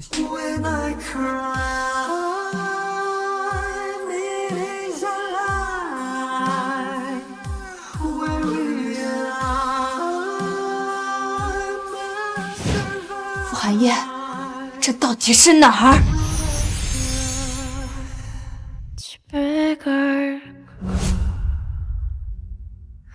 무거운 발걸음을 멈추고 잠시 놓아둘까 不喜欢，你再坐一会儿。傅寒夜，把我送回去。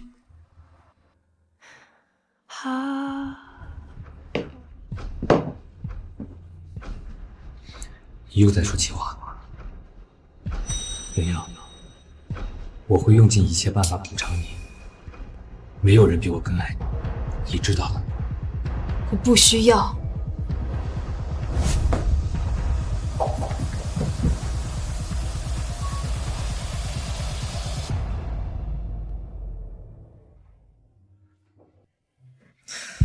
烦死了，怎么这么大？到底怎么样才能离开这儿？何超，给我站住！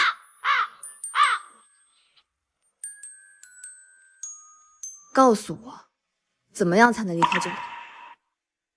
哎呀，太太，您就别白费力气了。这里是孤岛，只有副总会按时叫船过来，没他同意，怎么样都没办法出去的。他疯了吧？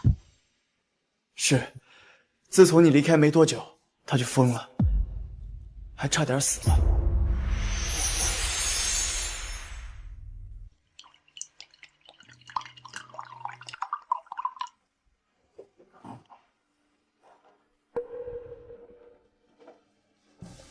莹莹，你去哪儿了？我找了你半天都没找到你。去哪儿？我还用跟你交代吗？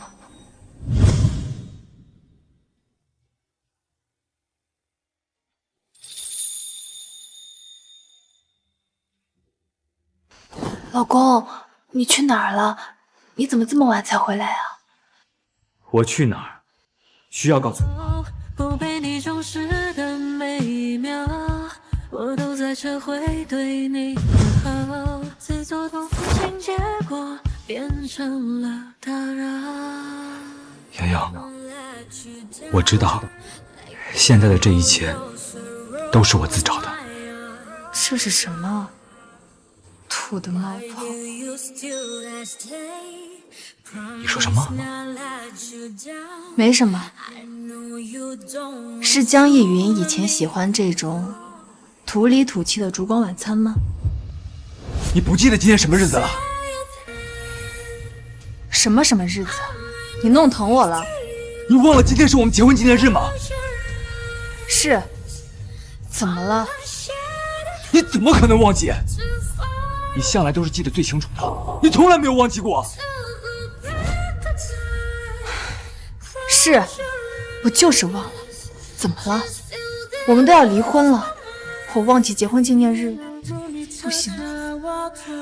乐莹，你到底怎么了？自从你上次自杀醒来之后，你好像变了一个人一样。我现在这样不是很正常吗？人在经历了那么多重大的事情以后，当然是会有变化的。难道你还想让我跟以前一样，像个跟屁虫一样跟在你身后，永远卑微，永远没有自我吗？那你告诉我，我们是什么时候结婚的？那你告诉我，我们是什么时候结婚的？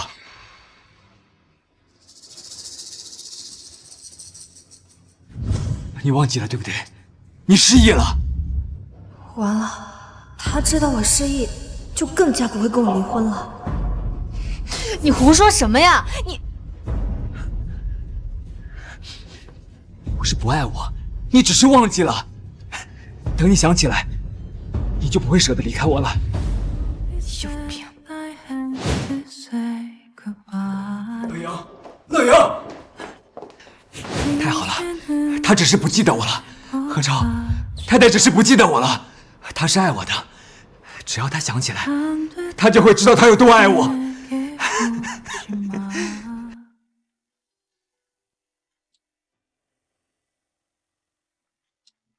你忘记了多少？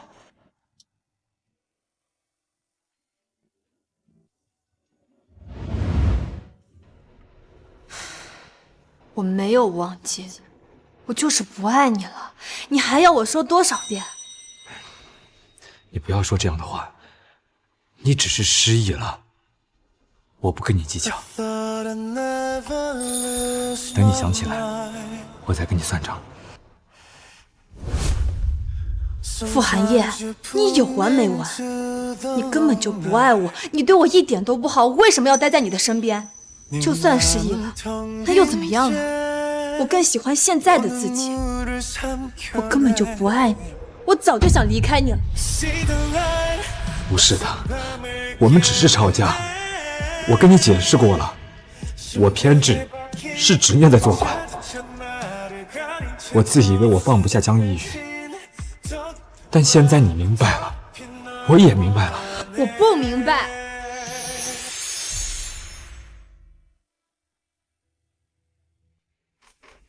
对不起，我不知道你失忆了，我以为我们彼此之间足够了解，我应该跟你解释的。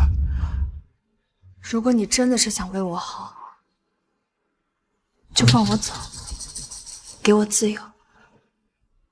除了这件事情，只有这件事情不可以。你是觉得只要我记起来了，就会像以前一样匍匐乖巧的待在你身边吗？没用的，傅寒夜。既然上天决定让我忘记这件事情，就说明我不该记起。说不定就是给我这个机会，让我离开。不是的，你忘记了我，是上天对我的惩罚。你真能往自己脸上贴金。莹莹，你干什么？我到底怎么做你才能原谅我？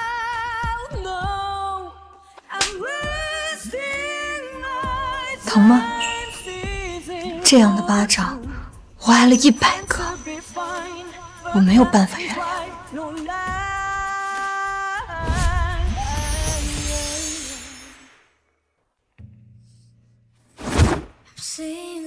我说了，我要离婚，3年了，你还不明白吗？你到底是哪个字听不懂？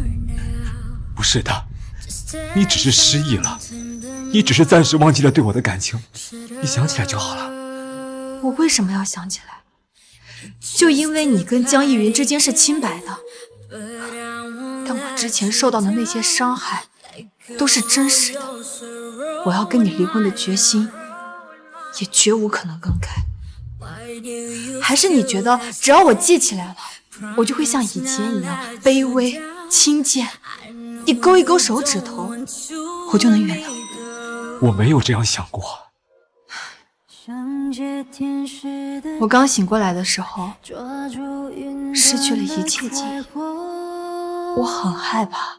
但当我得知我的丈夫是你的时候，我很开心，因为我以前就知道你是一个很好的人。曾经我对婚姻也是有憧憬的，但我真的没有想到我未来的丈夫会是一个这样的人。我对你失望的同时，我也对自己失望。我以为我会很爱自己，但我却借由爱的名义，任由你伤害我，把我变得根本就不像我自己。自从我失忆醒来过后，我没有在你身上看到一点责任与爱意，我感受到的全部都是敷衍和不耐烦。是江逸云，我根本就不在意你跟江逸云之间到底是怎么样的。在我这里，你任由他伤害我，连你也伤害我。这段婚姻是枷锁，是负担，我不想再继续了。让生命如剧烈的烟火，璀璨熄灭前也将变亮。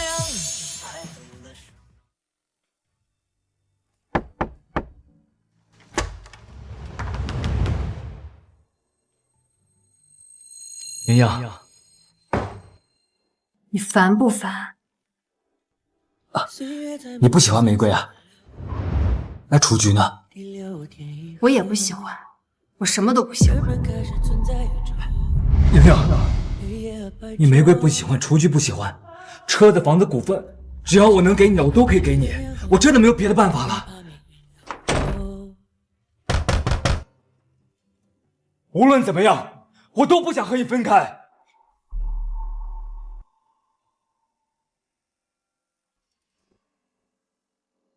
乐莹，乐莹，乐莹，乐莹。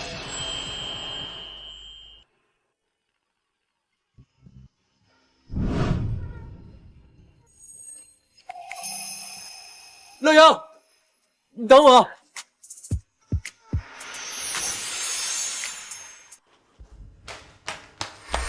乐阳，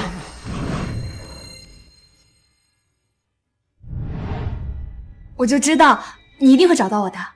我花了好多心思才查到你在这里，就立马赶过来了。我真是低估了你的无耻，给我抓起来！算了，我们走吧。好。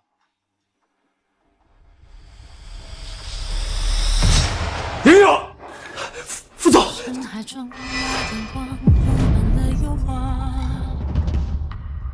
这种方式对我没用。我知道，但是我想赌一把。赌什么？赌你不会眼睁睁地看着我死。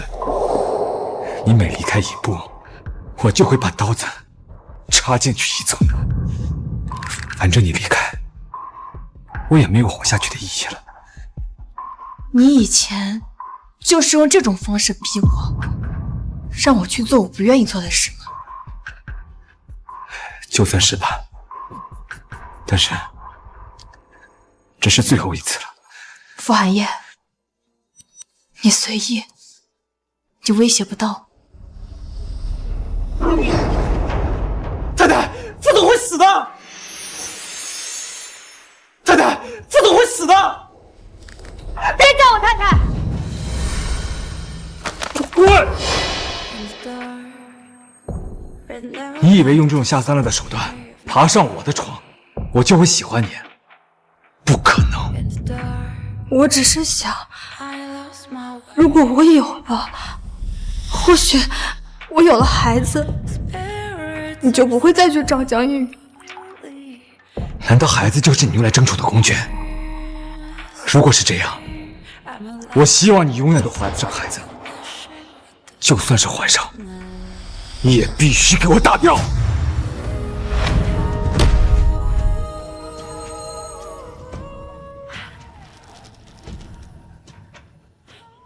就是这样，日复一日的崛起，让我开始走上了极端。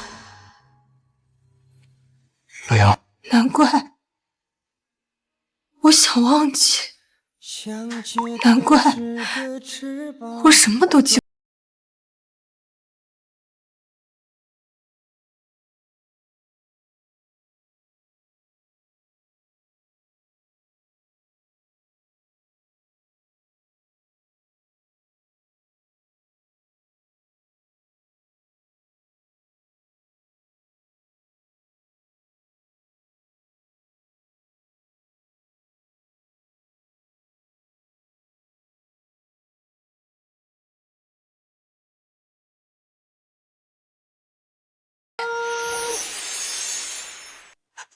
不是的，你只是不记得了。我记起来了，我什么都记起来了，所以我接受不了，我这么恶心还要留在你的身边，我做不到。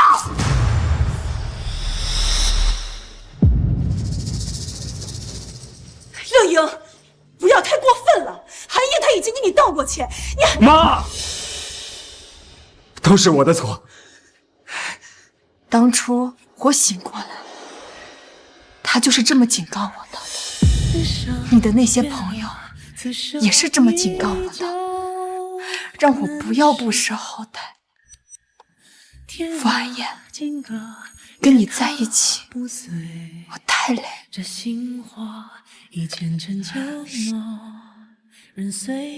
我们走。你妈！寒夜，副总，副总，寒夜，寒夜，来人，医生，医生，副总，家属让一下，家属让一下，让一下。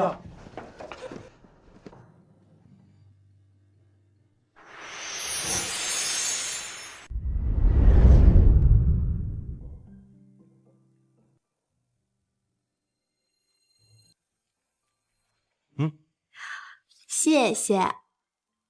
这2年傅寒夜有在找过你吗？那天从岛上离开之后，就再也没有见过他了。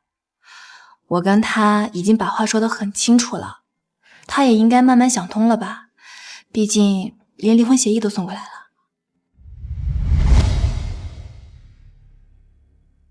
太太，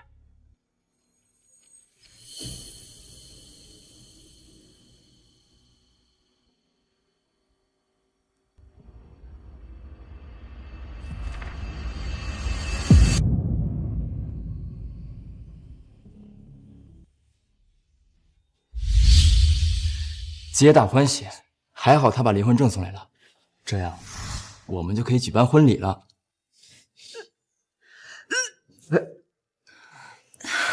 不会吧？我现在碰你一下，你都觉得恶心了？不是，我就是有些不舒服。你该不会是……你闭嘴！应该不会吧？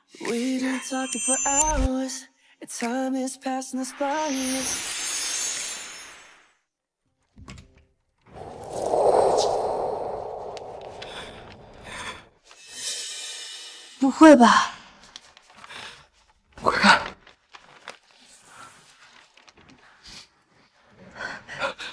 我们有宝宝了。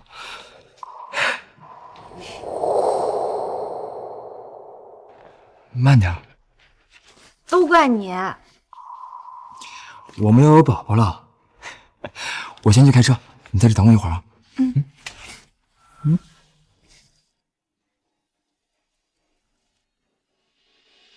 乐莹，你居然怀孕了！凭什么？凭什么？凭什么我失去了一切，你却怀孕了？明明我才是天之将军。凭什么？凭什么你能得到一切的爱意？凭什么？凭什么？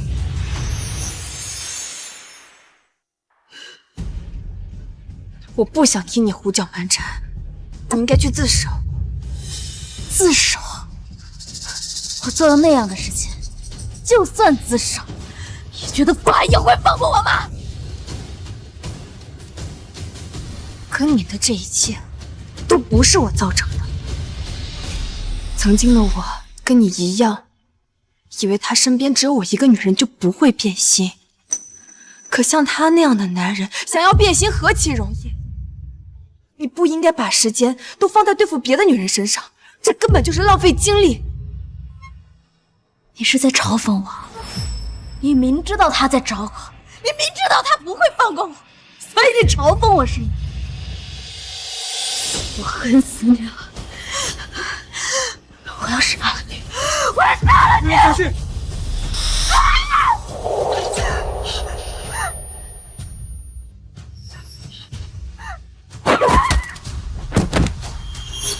走！副总，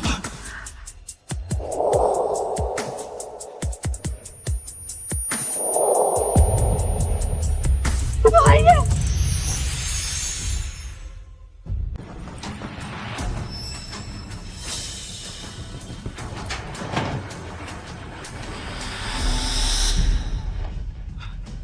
对不起，我没事。傅寒夜替我挨了一刀，现在还在抢救呢。寒夜怎么样了？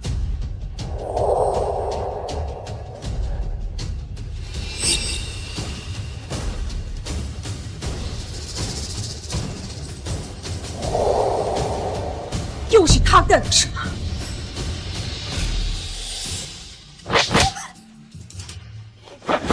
我儿子要是有什么事情，你知道一下。不，都是乐言，都是他干的，跟我没有关系，我怎么敢害寒夜？娇惯了这么多年，伪装的这么好，连我都被你骗了。回城，把他送进监狱，找人好好的照顾他，找最好的律师，让他在里面待一辈子。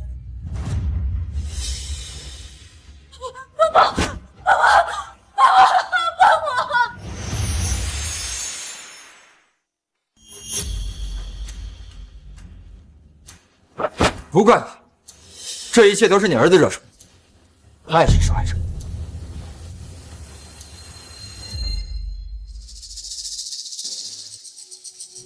你带他走吧。我们走。You're my only one way 오직 너를 원해 내가 네 곁에 있음에 감사해 You're the only one babe 后来，我再也没有听到傅寒夜的消息。多年后，听闻有人在一座偏僻的小庙里见过他，不过这都跟我没有关系了。